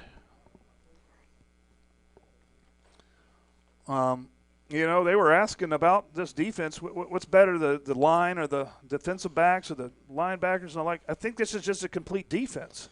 They just really supplement each other so well, and they can run a million different kinds of plays that really give offense some trouble. And they fly to the football. Right. And they're going to pull it up, look to pass, great coverage, and the quarterback's going to have to keep it, and he gets smothered. That's Jace Watson on the sack. And that's what I just talked about. He looked, and he had those 2 single receivers, and one was double covered, and one was just they were absolutely smothered. Totally smothered, and that's what your defensive line loves. Yeah, don't let them open so I can get a taste of this quarterback and introduce him to the ground. We got 3rd and 12 here. We got 3 receivers spread out to the right with a tight end on the left. Single back in the backfield next to the quarterback here. Let's see what they're going to do. Here's the snap. He's looking to pass. There is a flag, and almost picked off, and it's incomplete. No catch. Dejon Green. Flag on the flag is. and no catch. It looked like that receiver left early, but they would have blown the play dead if he did. It could have been a legal formation. We could also had someone lined up in the neutral zone. It could be a lot of ththings. Let's see what it is. They're declining Choctaw's going to decline it. So illegal formation, declined, and so that's going to bring up a 3rd and 12? 3rd? No, that'll bring up 4th and 12. Yeah, we're going to decline 4th that. and 12. And so they're going to send out their punter, and they're going to have to kick it into the wind. Choctaw needs to keep an eye out for any kind of trickery right here because that wind. They're not sending anybody back. I think they're just going to let the wind do the business. This punter can punt. He has an excellent range, but who wants to kick in this wind? Into this wind, it doesn't matter who you are. There's a punt. It is very, very high. It's going to be negative yard punt. Get away. It's going to take a Stillwater bounce for positive yardage, and it's going to go down as a 10-yard, 11-yard punt, and the Jackets will start over with the ball on Pioneer 36-yard line, and let's go. That punt, he had all day to get rid of it. Choctaw really didn't send a lot of people after it. He had a good kick into it. Like we're saying, with this wind, as soon as it left his foot, you saw the ball go forward and bend straight up and go absolutely nowhere. Stillwater got lucky that it took a bounce in their direction. Otherwise, this could have been Choctaw ball at the 10 with the way this wind is. Oh, my goodness. All right, here we go. Jackets lining up, feeling comfy, feeling like they got good field position. Let's see what they can do. We got Titus redirection, heavy right, one back, Matlock in motion. Matlock's going to get the handoff, run right behind the Mayor. Mayor blocks in front of him, and they're going to drag him down about an 8-yard gain. We'll see where they spot it. And what an 8-yard gain. And speaking of gains, if you want to do something with your money, if you need a loan to build on your house, FNB, they have all kinds of options. That's your community bank right here in Choctaw. You got a big First National Bank, but it's community bank right here in Choctaw, and they offer a lot of different options for loans, checking accounts. If you need a local bank, check out FNB Bank. And we're getting the play in. We got about 10 seconds, 17 left. We got that heavy set to the left again. Titus on the line. You got DJ.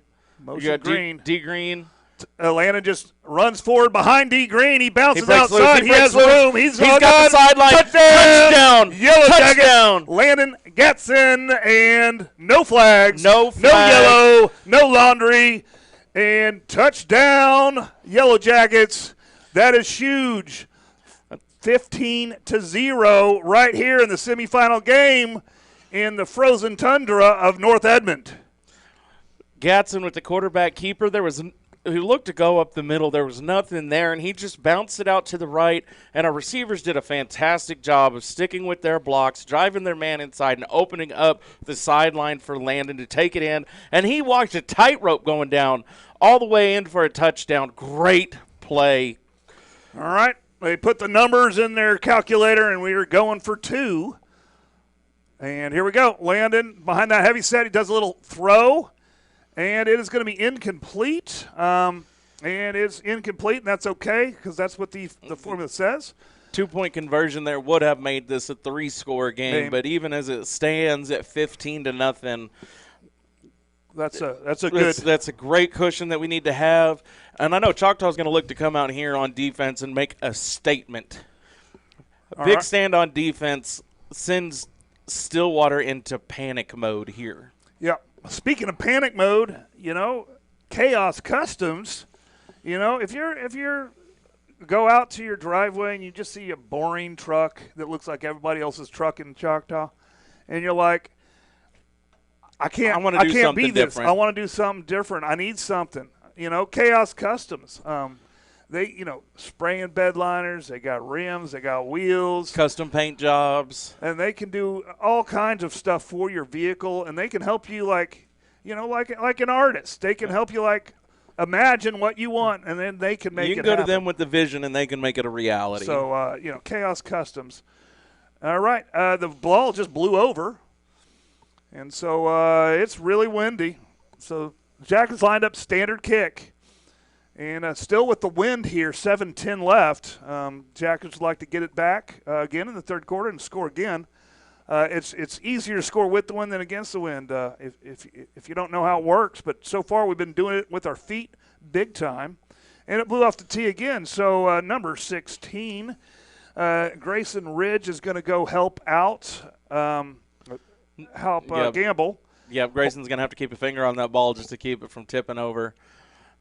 And the reason we don't like that is because that takes away one of your defenders running down the field. Yeah, and the pros, I think you get an extra player. I want to say that you do. The pros, that's the only time you can have a 12-man on the field. And here's the kick. He puts a boot into it and drives it deep again. Catches it on the 5, and there's some running room. And he gets past the first wall, but we're going to get him from behind. There is a flag.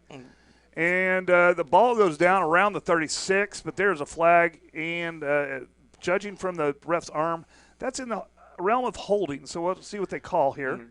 It could have been a block out of bounds, too. Block in the back, possibly. Let's see where they're spotting it. Blocking the back against Stillwater. Okay. They're spotted on the 35, so it's going to go back to the 25 again. Jack's pinning Stillwater deep into their inside of the field, and so that will – no? What? Where? They keep walking different directions here. I know. Okay, there we go. Start to walking.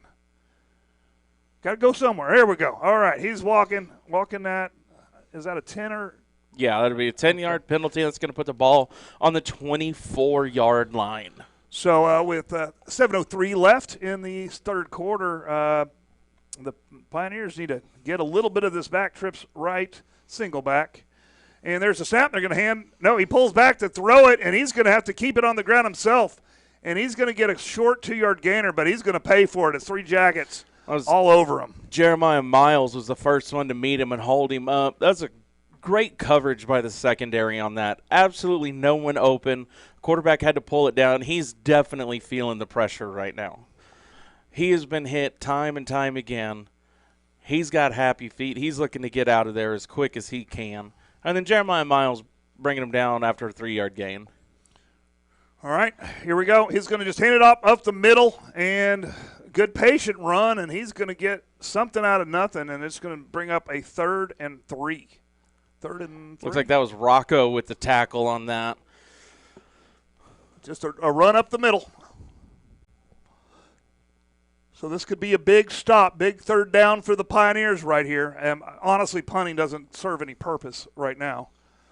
So I believe it's 2-down territory, down 15. They had a 10-yard punt last time, and it was only a 10-yard punt because it bounced. After it hit the ground, it rolled 10 yards. Yeah, Choctaw's looking for a negative play right here. All right. So single back. They got that H back. There's a little motion. First time I've seen some motion. And he's going to pull up and throw that little hitch screen. We couldn't get him there, but we do get him there. And it's a short gain. It's going to be short 1 yard. So it's going to bring up a 4th and 1 on the Pioneer. It looks like the Pioneer 33. We almost had a hand on that for a blocked pass. And then he had to make 2 guys miss just to be able to gain those 2 yards. 4th and 1, huge play right here for the Yellow Jackets. This is where you got to trust that really good running back that the Pioneers have. You know, probably just run them up the middle, trust the big guys to get them the yard, but I don't football. know. There we go. And quarterback. Got a flag on the play, though. He does get the first, but let's see what the flag is. But it does cause a situation where the Jackets will have to accept it. And we got a flag on both sides, so that's probably motion. I didn't see us jump. No, I think the Stillwater running back left a step early before the snap to lead block on that quarterback keeper right there. Yeah, that does happen.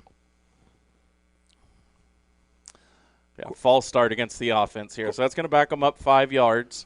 Choctaw's going to get another crack at this to stop them and get a turnover on downs here. Well, and it's going to be 6 yards to the first down, so you can let them have 5, just not 6. Let's not even let it be that close here. So this could be the play of the game. This could be the play of the game right here. No, they're sending a punt unit out right now. Okay, then be aware if you're a Jacket. Be aware of some trickery. Be aware because we're not changing our defense out. It's going to be our standard defense. We're putting nobody back deep. Yeah. We're just going to let the wind blow this back in our favor here. Once that ball's kicked, get away from that ball. The ball's a good snap, and this is a better kick, but the wind's going to catch it, and it is going to take a Jacket bounce this time, and they're going to down it at the Jackets' 49. Great field position. And Landon, the general, and his mayor are going to go back to work, and we'll see what he can do and see what he can orchestrate. The Jackets have been here before, and the Jackets, they don't mind. They don't mind this cold. They don't mind the wind. Every time they look at that scoreboard, they don't mind. This is what they play for. And you know what? I guarantee you this particular Jacket team, even if they do somehow manage to get the gold ball, they want to come out the next week and play another game. They don't care. They love playing. I don't think this team wants to stop playing. And right now they're playing great. All right, Matlock in motion. He gets the handoff to the right. And someone just blew in there and just was in the way and tripped up Matlock for a big loss. Yeah, someone was number 12 for I think it was number 12. Safety blitz, came in, perfect timing. And tackled him from the ground. It was kind of dumb luck there. So it's a 4-yard loss, it looks like. Yeah, he slipped from the ground still, and Zaylen just ran right into him. Yeah. So that'll be second 14. Here we go. There's the snap. It's going to be a little shovel pass to the mayor. And the mayor, just somehow bobs and weaves and gets all the way up to the gain of about 10. 46-yard line. We're going to have 3rd and 5 right here. You got 3:45 left in the third quarter. Yellow Jackets up 15-0 over Stillwater, and they're marching down the field looking to get a first down on this play right here. All right. Stillwater sends everybody. The mayor gets the ball, dodges everybody. Behind some good blockers. He's got the first, and he runs out of bounds at the Pioneer 35, and that is another Jacket first down. And that does stop the clock. I think he's thinking we need to keep the wind and try to get another score because when they switch fields, the Pioneers are going to have to air it out a little bit. And when you air it out with the wind, it does give you a little bit of advantage. But this wind is so strong, it's going to throw off timing. The Ball Hawks that belong to the Choctaw Yellow Jackets might get into play here. So be aware that this is about to get extra exciting. All right. It looks like Pioneers are sending everybody. All right. And Landon just keeps it. He runs to the right. Good blocking. Runs into his own man, but gets 8 yards, bringing up a 2nd and 2. Yeah, Izzy Hammonds just led the way with a great lead block, and Landon said, let me follow you for a gain of about 8 yards. Great play.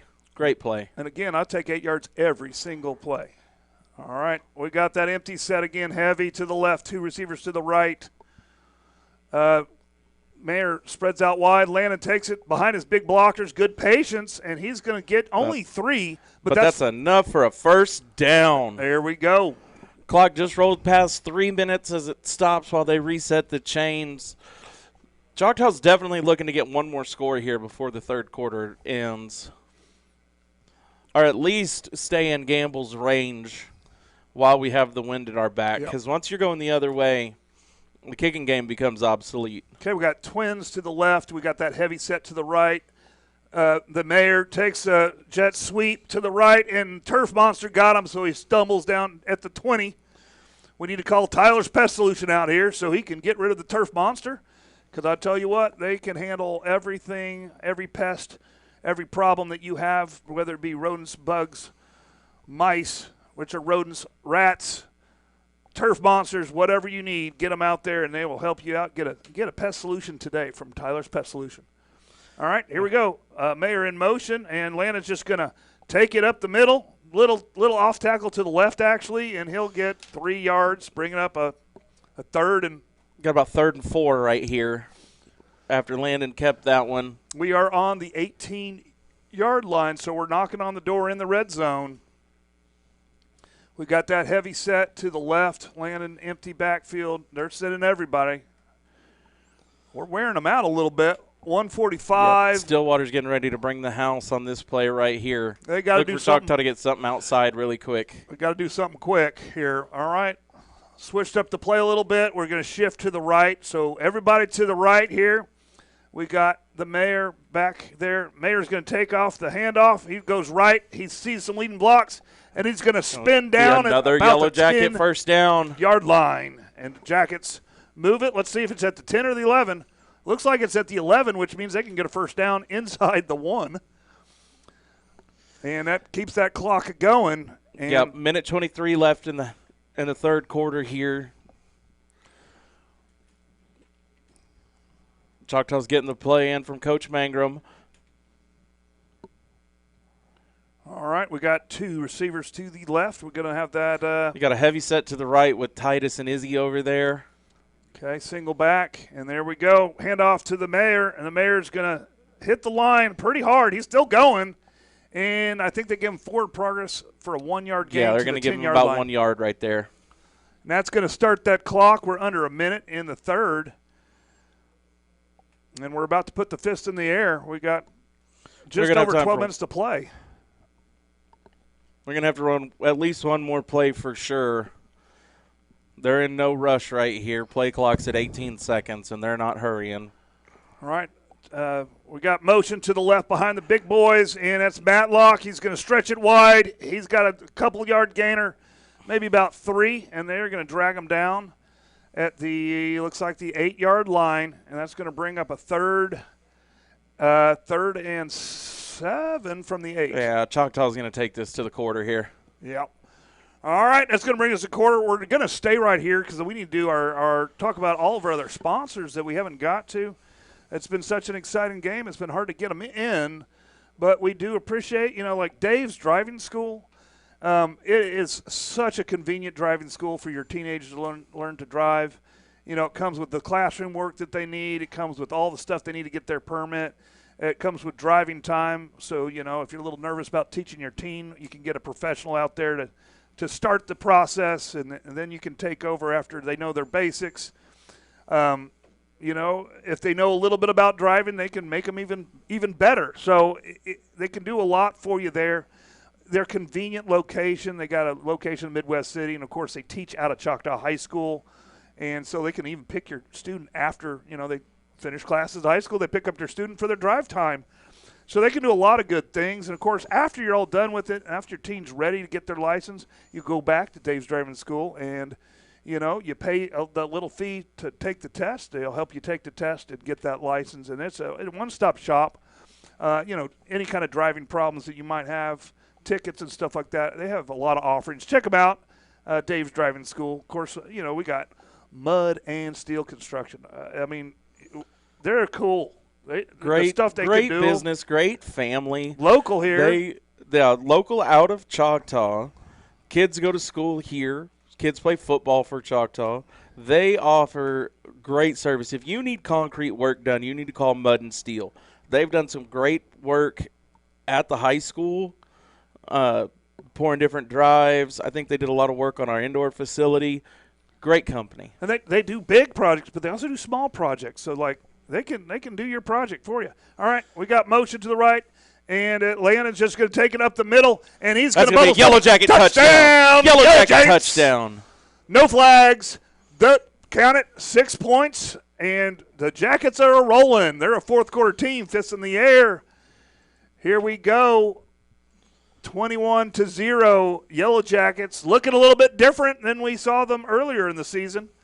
There was a 21 on the scoreboard for the Stillwater earlier in the season, but we got to 21 now, and it looks like Gamble's looking to make it 22 for your Yellow Jackets.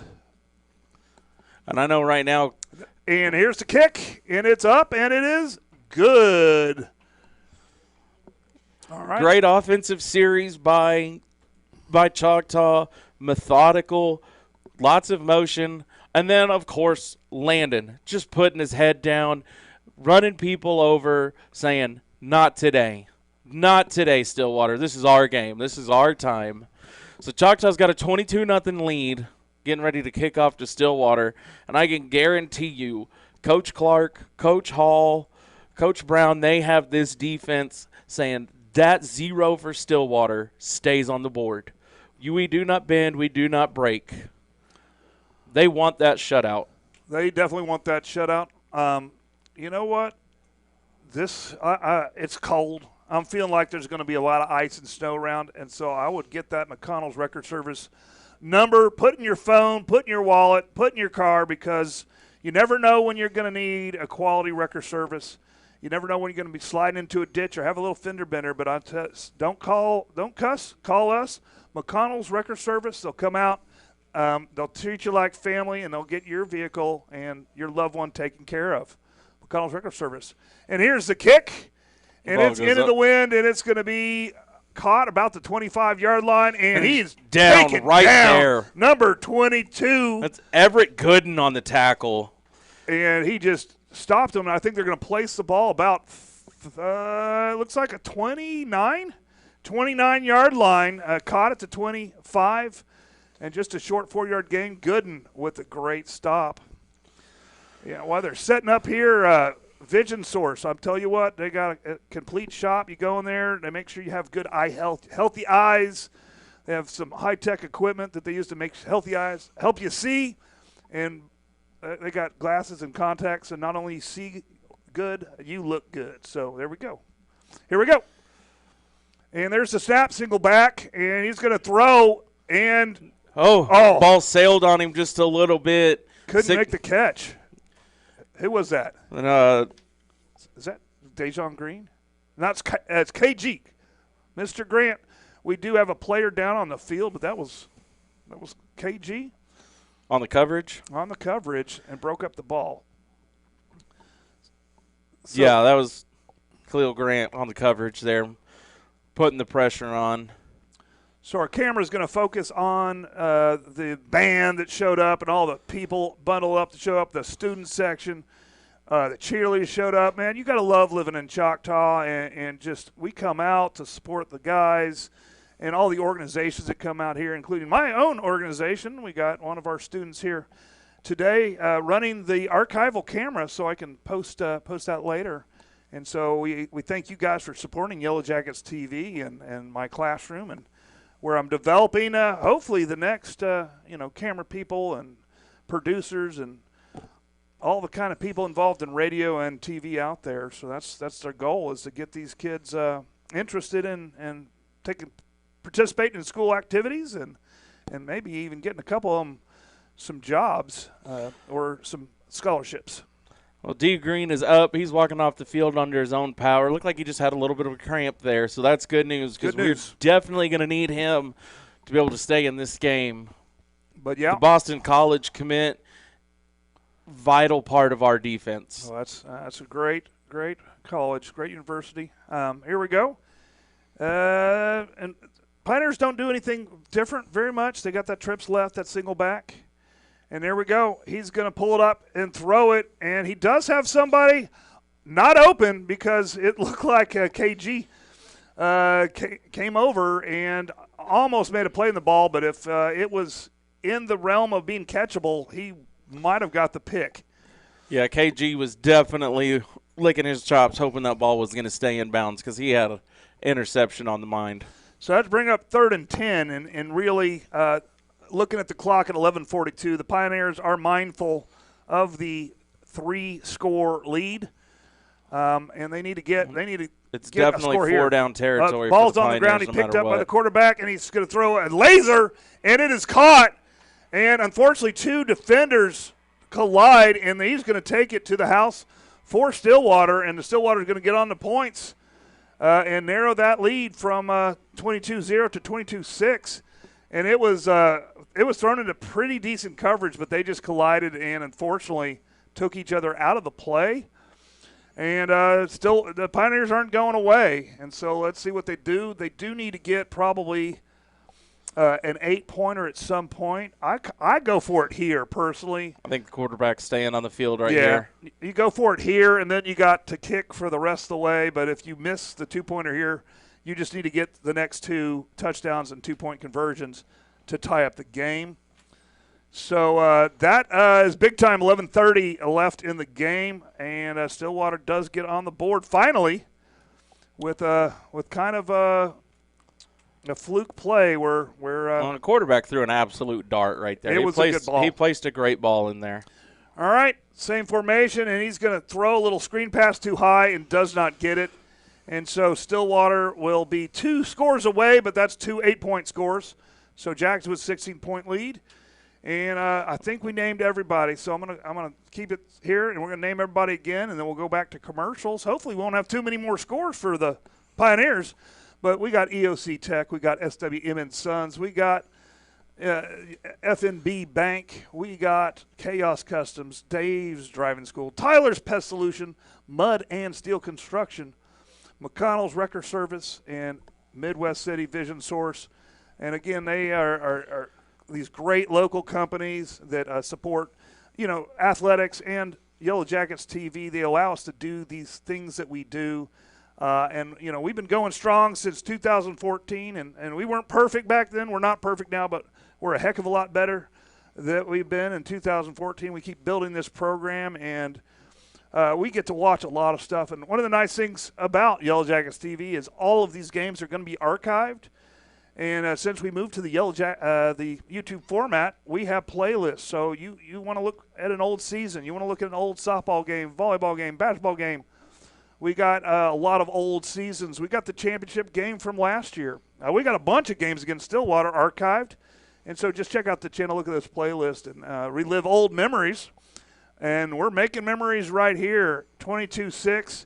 Stillwater might want to do some trickery here because I don't think I want to get the ball with 11:30 back in the Jacket hands. They've been so dangerous on the offensive side of things. Yeah, Yellow Jackets need to be prepared for an onside kick, but the ball blows off the tee here. If the ball blows off the tee again and somebody has to come hold it, that makes an onside kick really hard. Yes. Makes it really hard to do. And let's see. He's lined up to onside it, and he does. It's a nice onside, and it's touched early. I don't think they called it, but a Jacket ends up with the ball, and so the Jackets will take over. Yeah, that was Caden Anderson fielded that really well and brought it down, just fell on it. Good job, Hands team. And so I think they'll be barely on the Jacket side of the field at their 49-yard line. Yeah, Coach Corbin's asking them why that wasn't a flag for touching early, because that was definitely a Stillwater player that touched that ball early. Either way, we got really good field position, and you think that we're going to start doing some clock management here, and we're not going to be in a hurry to run the play. With Pioneers haven't scored right there, I think Choctaw still they're not going to be in a hurry for every play, but they're still going to look to put another score on the board and widen that cushion up a little more. Quads left, single back. Landon's just going to run it up the middle, and he's going to stumble down for about a 3-yard gain. They're going to call it a 2-yard gain. Yeah, they're going to put the ball right at the 46. But that will start the clock.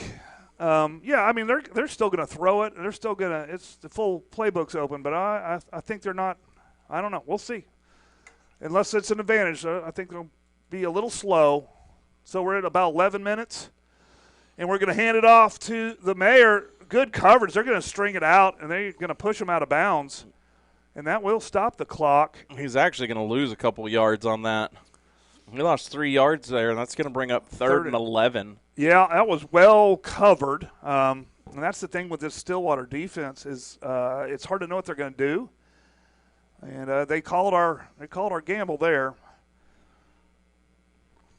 Let's see what we got here. 3rd and 11 on the 49, the Pioneer 49. We got the single back, pretty tight to the right.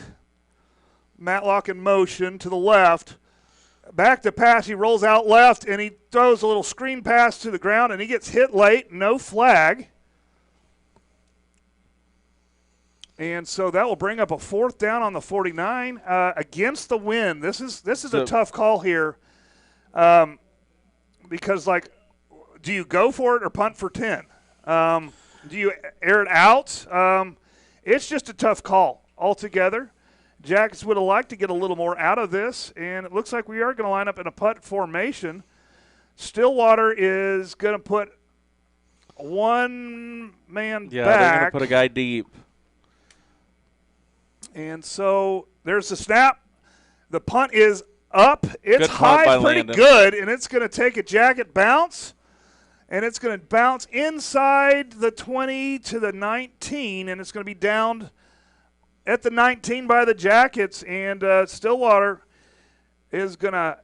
They're gonna need to score here. We got 10:39 left to play. It is actually plenty of time to make this happen for Stillwater.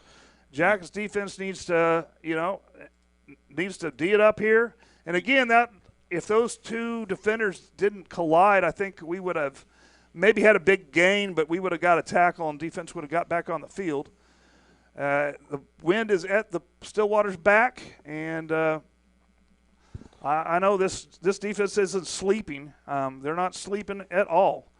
No, they know better than fall asleep against Stillwater. They're definitely going to have their feelers up for a deep pass again here, though. And they're going to go back to pass, and there's good coverage downfield, and the quarterback's going to have to keep it. And he might get back up to the line of scrimmage, but he takes a hit from number 91. Yeah, Jace Watson with the tackle there as he got back to the line of scrimmage. I definitely don't want Jace Watson chasing me. For a big guy, he's pretty quick. Well, he hits so He hard. hits like a hammer.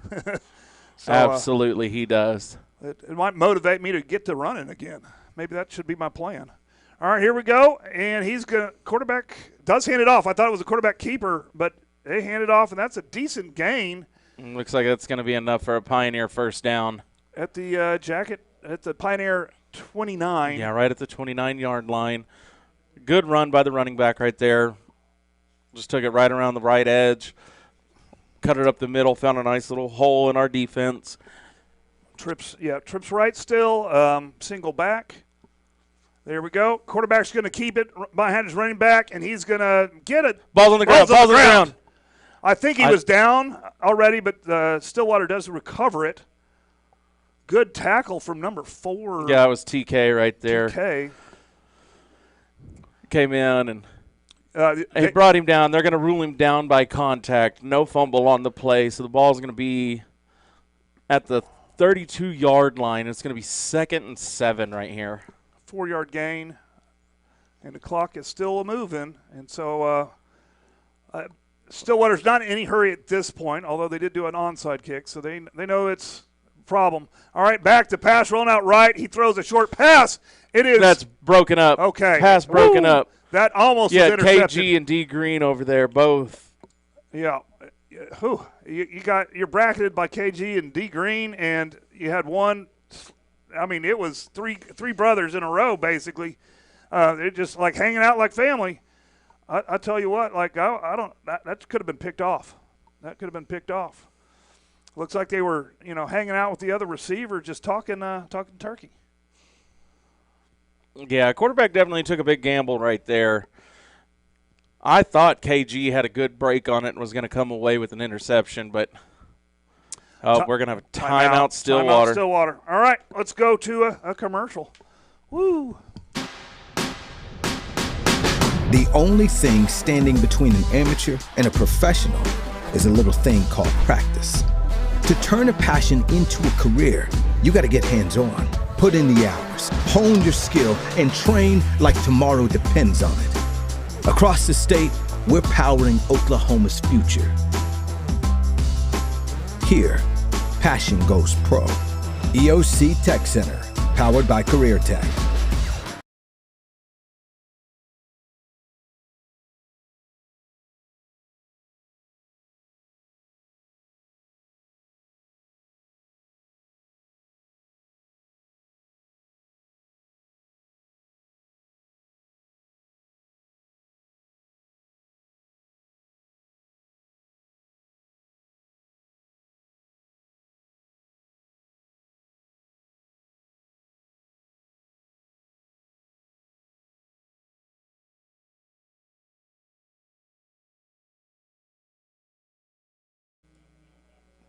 All right, we're back.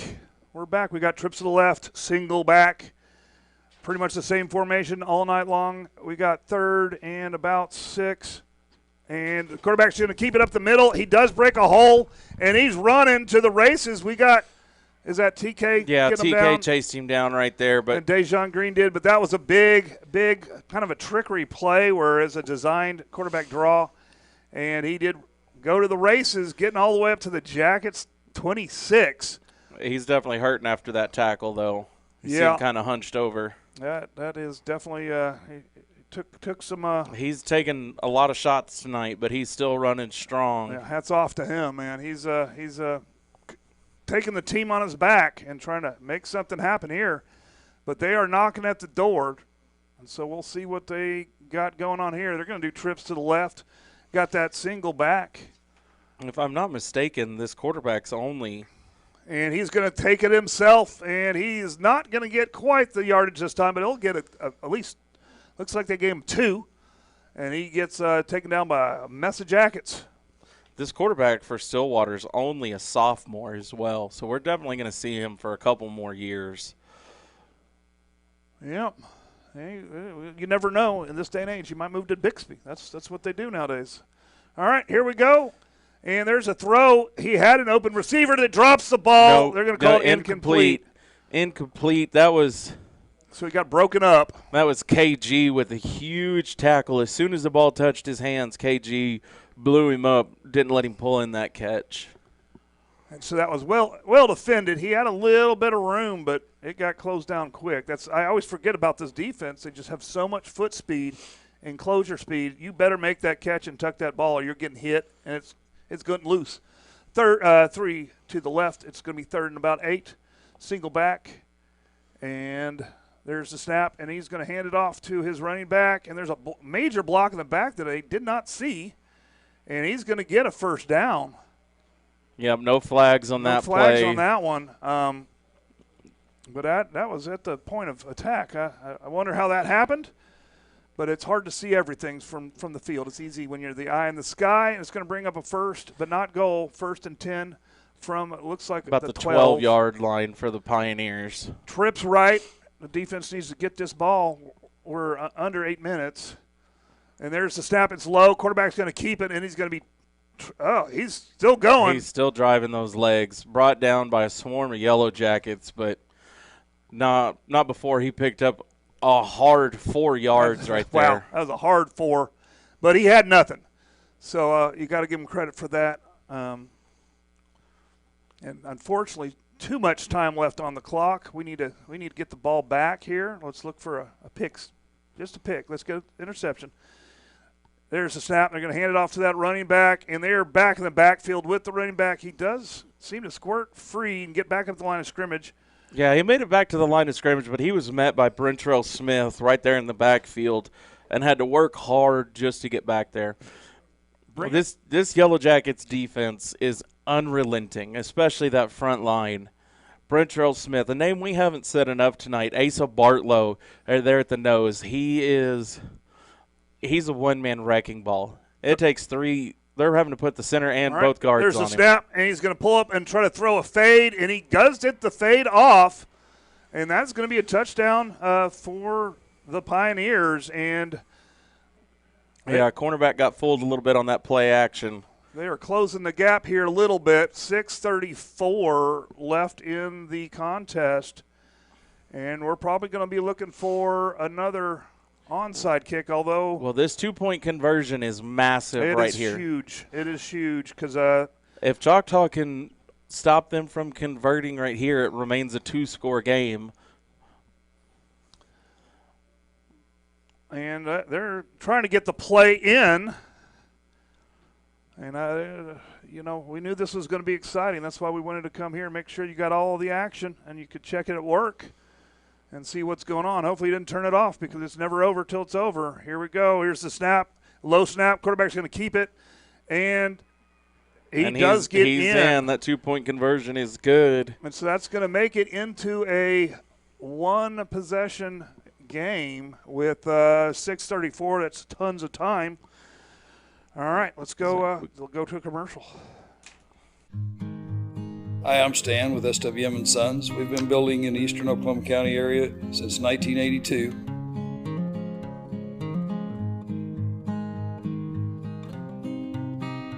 We can help you with the plans from start to finish or just use the ones that you have. We'd be happy to build on your land or ours. We have subdivisions or just build on yours. Give us a chance to earn your business today. Thank you.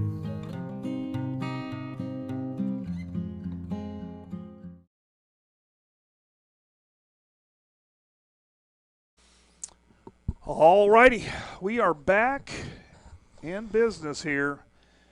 We're down to a 1-score game. They had to make it exciting. Remember, the last time we faced Stillwater, it was a 1-score difference. You could definitely argue that these teams are very equal. They definitely have different strengths and weaknesses. But this is some entertaining football. This is, I would argue, probably the best football game going on today in the state. I might be wrong, but I rarely am wrong, so we'll just say it is the best football game going on in the state. And here we go. There's a kick. They're going to kick it deep. That's going to go into the end zone. And so they're going to stop, let the Jackets start in the 20, and they're going to trust their defense to get the ball back with 6:34. And so Jackets need to be thinking about getting first downs. There's so much time on the clock that you got to try to score here if you're the Jackets. Yeah, 6:34 is still a lifetime of time in a football game. Yeah.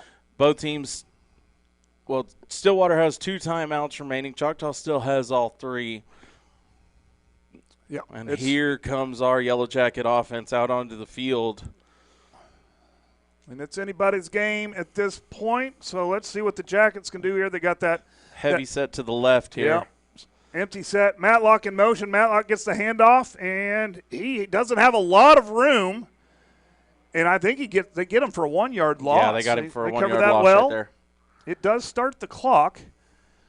And so the Jackets won't be in a big hurry here. But they're going to get this play in. They definitely need to get this first down. We need some distance. Going into the wind makes it very, very difficult on the passing game and on the kicking game. It makes us almost one-dimensional right here. Yeah, heavy right. And Stillwater's selling out to stop the run. Empty set. And there's some motion. And Landon's going to keep himself up the middle. Great blocking. Bounces to the outside. Out to the left. And he's going to be dragged down. It should be inbounds, just inbounds.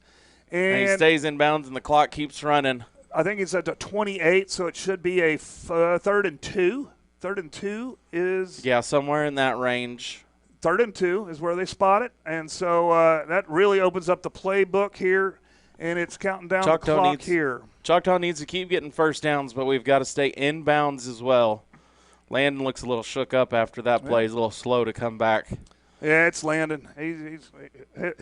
He'll turn it up. He just taking a break, 10 seconds on the clock, and he sees what's coming. They're sending the house because they want to stop this 2-yard gain here.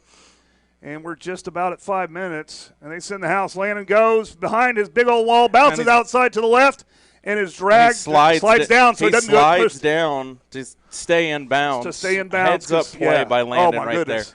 There. His football IQ is through the roof. I tell you what, man, watching him since he started here, his IQ just gets up higher and higher and higher.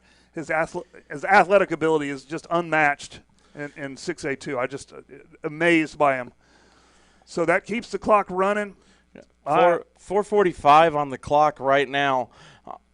Choctaw ball first down Landon with a great heads-up play. And we're in no hurry to get this play off. They are using every second of the play clock that they can. All right, there's a snap. The Mayor gets it up the Big middle, hole. has some room, and he slams it for a first down. So it's going to briefly stop the clock while they move the sticks, but they're going to get it set and then start the clock once the sticks are set. And 4:25. there we Clock's go. running. Your clock on your screen is correct. 4:22:21. We're doing good here. This is a key drive. This is going to be the day's driving school drive of the game for sure. There we go.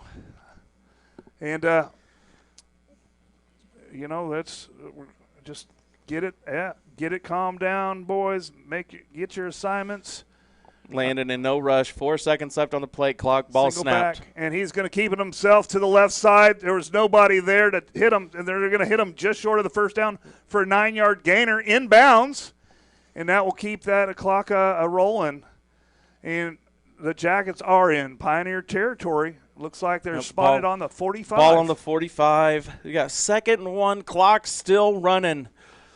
All right, here we Every go. play in this bitter cold feels like a car wreck. Somebody better call McConnell's because some of these kids, I don't know how they're getting up after every one of these plays. Both teams playing their absolute heart out right now. All righty. 3:16. There's the snap. It's going to be handoff to the Mayor. The Mayor gets the first and then some, rolls over a person, and they get him down at the Pioneer 35. And that's going to move the sticks. And it's going to stop the clock briefly at 3:08. And they get it spotted nice. Clock's running. And this I is know Mayor's going to Air Force next year, and I know that they can't wait to get him in there because that boy can play football. And not only can he play football, Mayor is an amazing human being. Yeah, I mean, he's going to do great things, not only for Air Force's football program, but for our country. And I can't wait to see what his future holds. That's really important. It's fun to see someone like that that's going to do such great things for our country. All right, here we go. There's the snap, and the Mayor gets it. He was patient. He bounces it out With a right. stiff arm. And he's going to slide down inbounds. Another heads-up play by the Mayor right there. And he's going to be short of the first down. That's okay. But That's it's a gonna be 9-yard gain. And that does keep the clock going. And, we talked about And Landon's Stillwater's IQ. going to take a timeout right there. The Mayor's got a great football IQ, and it does waste a timeout for the I don't want to risk an error. I want to stay right here with all the action here. We got 2:24 left in the contest. 2:24 left. Yellow Jackets got an 8-point lead, and we are marching down the field methodically. Our run game, Stillwater doesn't have an answer for our run game. They're selling out to stop the run, and we're just bouncing outside of it right now. And it's and Choctaw's playing so smart by staying in bounds. Landon, Mayor, everyone knowing I cannot go out of bounds. I cannot stop this clock right now. And how about that line? That line has been fighting for us all game long. Shatswell, the big senior out there. And we got all kinds of people going on with that line over there. I was actually talking to Coach Corbin about the line the other day at practice, and he was talking about how he's so happy that he's finally found the right mix of guys. He has found 5 studs, and it just took us some time to get there this season. And most of them are underclassmen, and we're just going to build going forward. So nice. All right. Single back. We've got Mayor goes out left. Landon's going to keep it behind that big old line, and he will start the clock, and he'll be close, but I think they're going to give him a no gain. So we'll bring up a 3rd and 1. Stillwater's going to take their last timeout right here. Okay. And that is good. 2:18. 2:18 left on the clock here, and we are in 2-down territory for sure.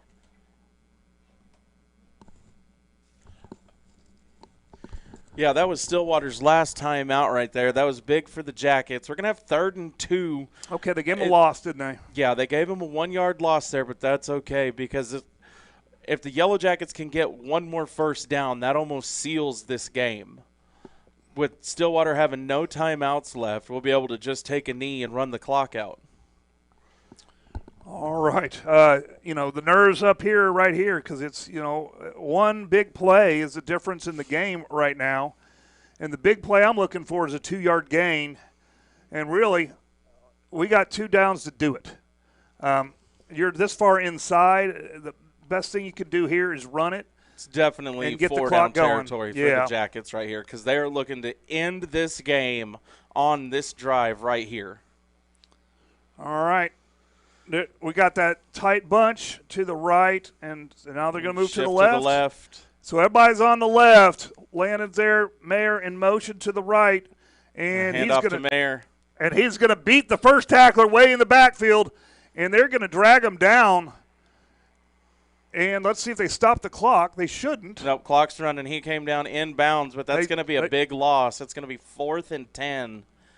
And they sold out to get the Mayor. And so are they okay, now they're starting the clock again. They stopped it, and they weren't supposed to. So this does bring out a 4th down, and we're under 2 minutes. You got to think that they're going to go for this here. It doesn't hurt. Punting, I don't think, does much good for us. We got our defense coming up tight right. Mayer in the backfield. They're sending everybody. They're selling out here. And we're dragging it down. We're going to call a timeout here, and then we'll see what we'll actually do here.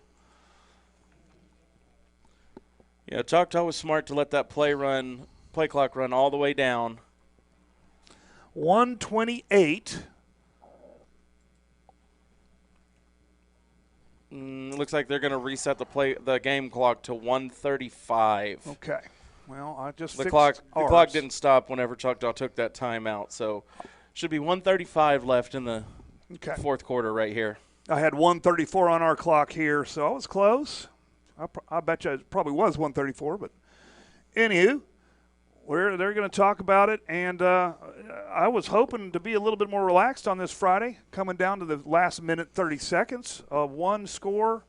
But did you really expect anything different than it being down to the wire against these two teams?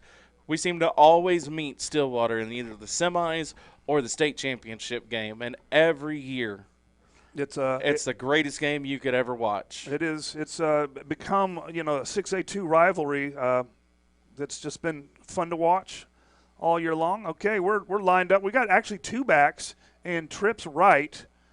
And now we're empty as the 2 backs go to the left. And there's a snap. He goes a little throw to an open Matlock. And no call. It is incomplete, so it will be a turnover on downs. Looks like there was a lot of confusion by the O-line right there. I don't think that ball was supposed to get snapped yet. But anyways, it did run off a few seconds, and it's going to be a turnover on downs. And, the defense has got us here. They're aware of the time. They're aware of the distance. They're aware of Stillwater hopes for a deep play. They got to either get out of bounds, the run game. Hey, you can do the run game, but you got to make it out of bounds. So it kind of decreases their play box. Stillwater having no timeouts left. Choctaw has to do everything. They have to keep the play in front of them, and they got to keep the play in the middle of the field. Cannot give anything up outside. You cannot let these receivers get outside of you. All right, there's the snap, and the coverage is great. He's going to have to keep it himself. Boom! And he gets slammed down hard. TK stood him up, and then I'm trying to see who it was that made the tackle there. And we're going to have a timeout on the play. We're going to get the camera off the injured player. It looks like a Stillwater player is down. That was it was a collision. That was a very hard hit. I didn't get to see who it was that made that hit, but yeah. But we'll have the respect for the player and the player's family, and they'll take care of him, see what's going on, and we always like to go through injury-free football. Ortho Central is who we use at Choctaw, and they do a great job of helping our players out. And, the minor little pains, helping them with that, and determine if an injury needs to go to the next level where they need to get, full sports medicine treatment. So you hate to see this going on. But, this has been a fantastic week for the Choctaw football program. I don't know. Have you ever been to their Thanksgiving? I go every year. To see it's a special deal to be able to practice on Thanksgiving like they did yesterday. And the boosters make it such a big deal for the players. They come out, they always smoke a bunch of turkey legs. It's always a great time. They have hot chocolate. Music's playing. Kids are running around. It's a huge family deal, and it's awesome. So much fun, so much fun. The clock is now running. The players walking off the field, so that's good to see.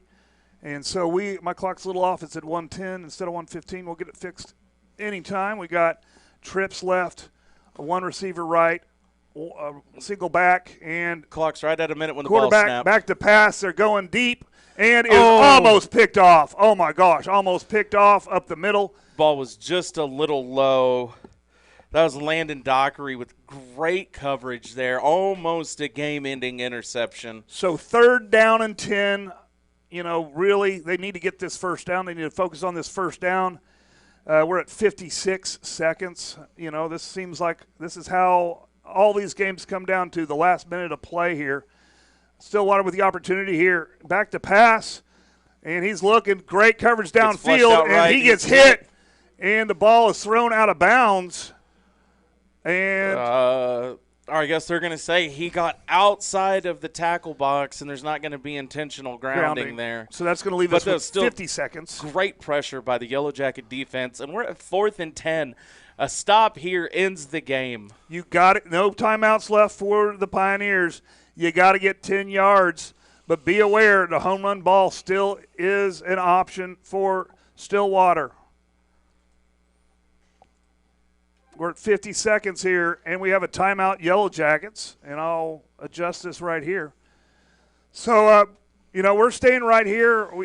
We got these great sponsors, EOC Tech, SWM Sons, FNB Bank, Chaos Customs, Dave's Driving School, Title Pest Solution, Mud and Steel, McConnell's Record Service, Vision Source, the excitement. I don't want to risk the sound going bad. I don't want to risk anything. The camera's going to be on.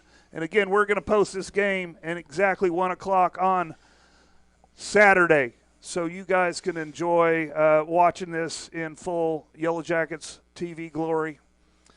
And this comes down to the it. Season for both teams. It's come down to this one play right here. And here we go. We're lining up. They got trips to the left. They got that tight end to the right, single back. And there is some motion here. And so that will not start the clock, but that's going to make this a little bit tougher. False start against Stillwater, backing them up 5 more yards. Now it's going to be 4th and 15. And they ran about a half second off the clock, so it's at 49. And so that will bring up, 4th and 15. And Stillwater's going to just put in there. They got their play in. That it just means the receivers need to know where the sticks are. You got to get the sticks. You got to get out of bounds. Chochtaw's got to keep this ball in There's front. the snap. This clock is running. He's looking. He's throwing in the middle, and it is off the tips. That's going to be Choctaw fingertips. football.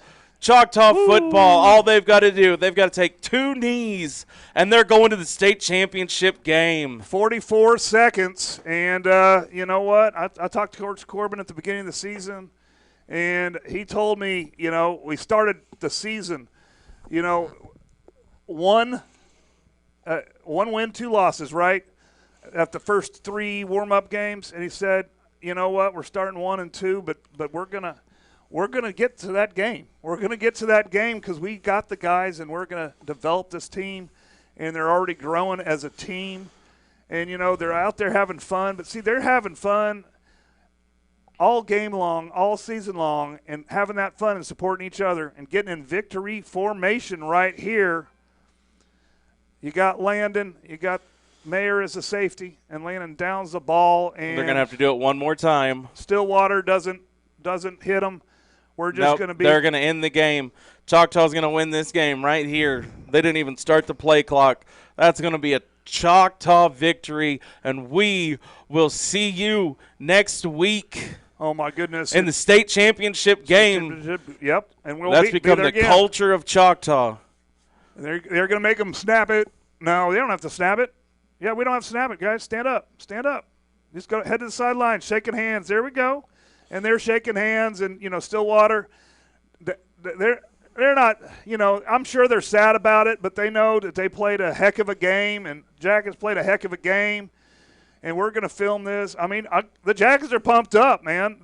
They were a 3 seed. They were a 3 seed, and I don't remember the last time a 3 seed went to the championship game, but they'll say this year, 2025, a 3 seed went to the championship game, and we're going to be watching. The 3 seed is going to have a great chance to bring home another gold ball. Before last year, Choctaw had never brought home a gold ball. Nope. And now we're looking at bringing home back-to-back state championships. We're going to have that opportunity. And who are we going to play? We don't know. We're going to find out still another tonight. game tonight. Sand Springs is going to play Putnam City. Do we get a rematch against Putnam City? Are we going to see last year's state semifinal game that we played against Sand Springs? We're going to find out in a few hours, and I'm going to be looking forward to it. But we will be at UCO bringing you all the action. We will have to do radio again, and we will archive footage, and we'll bring you all the action so you can be with us like we've been with this team all year long. And, it doesn't hurt my feelings if you want to pay for that other service. Watch these kids, but, remember we've been with the team, and we will be with the team every game we can do. We've done a lot of playoff games. We did the, softball regionals this year. We're trying to do as much playoff action as we can handle, and kind of show off these guys and these ladies that are really making Choctaw proud. And we're just leaving the camera on. The culture of Choctaw has changed. Let's zoom in on the cheerleaders and We have a championship culture here.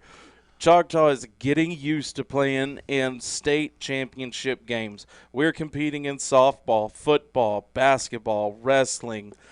Then you have our arts program. Our band program always competes in national championships. Our drama program always wins state championships.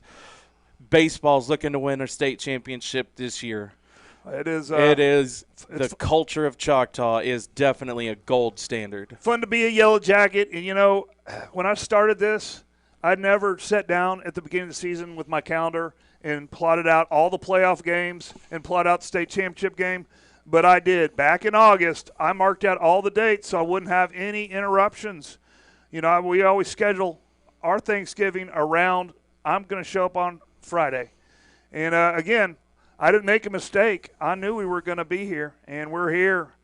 And you got to love it. And we're going to kind of fade to black with this site right here. And we'll look forward to seeing you next week. We will see you next week. And still then, stay golden.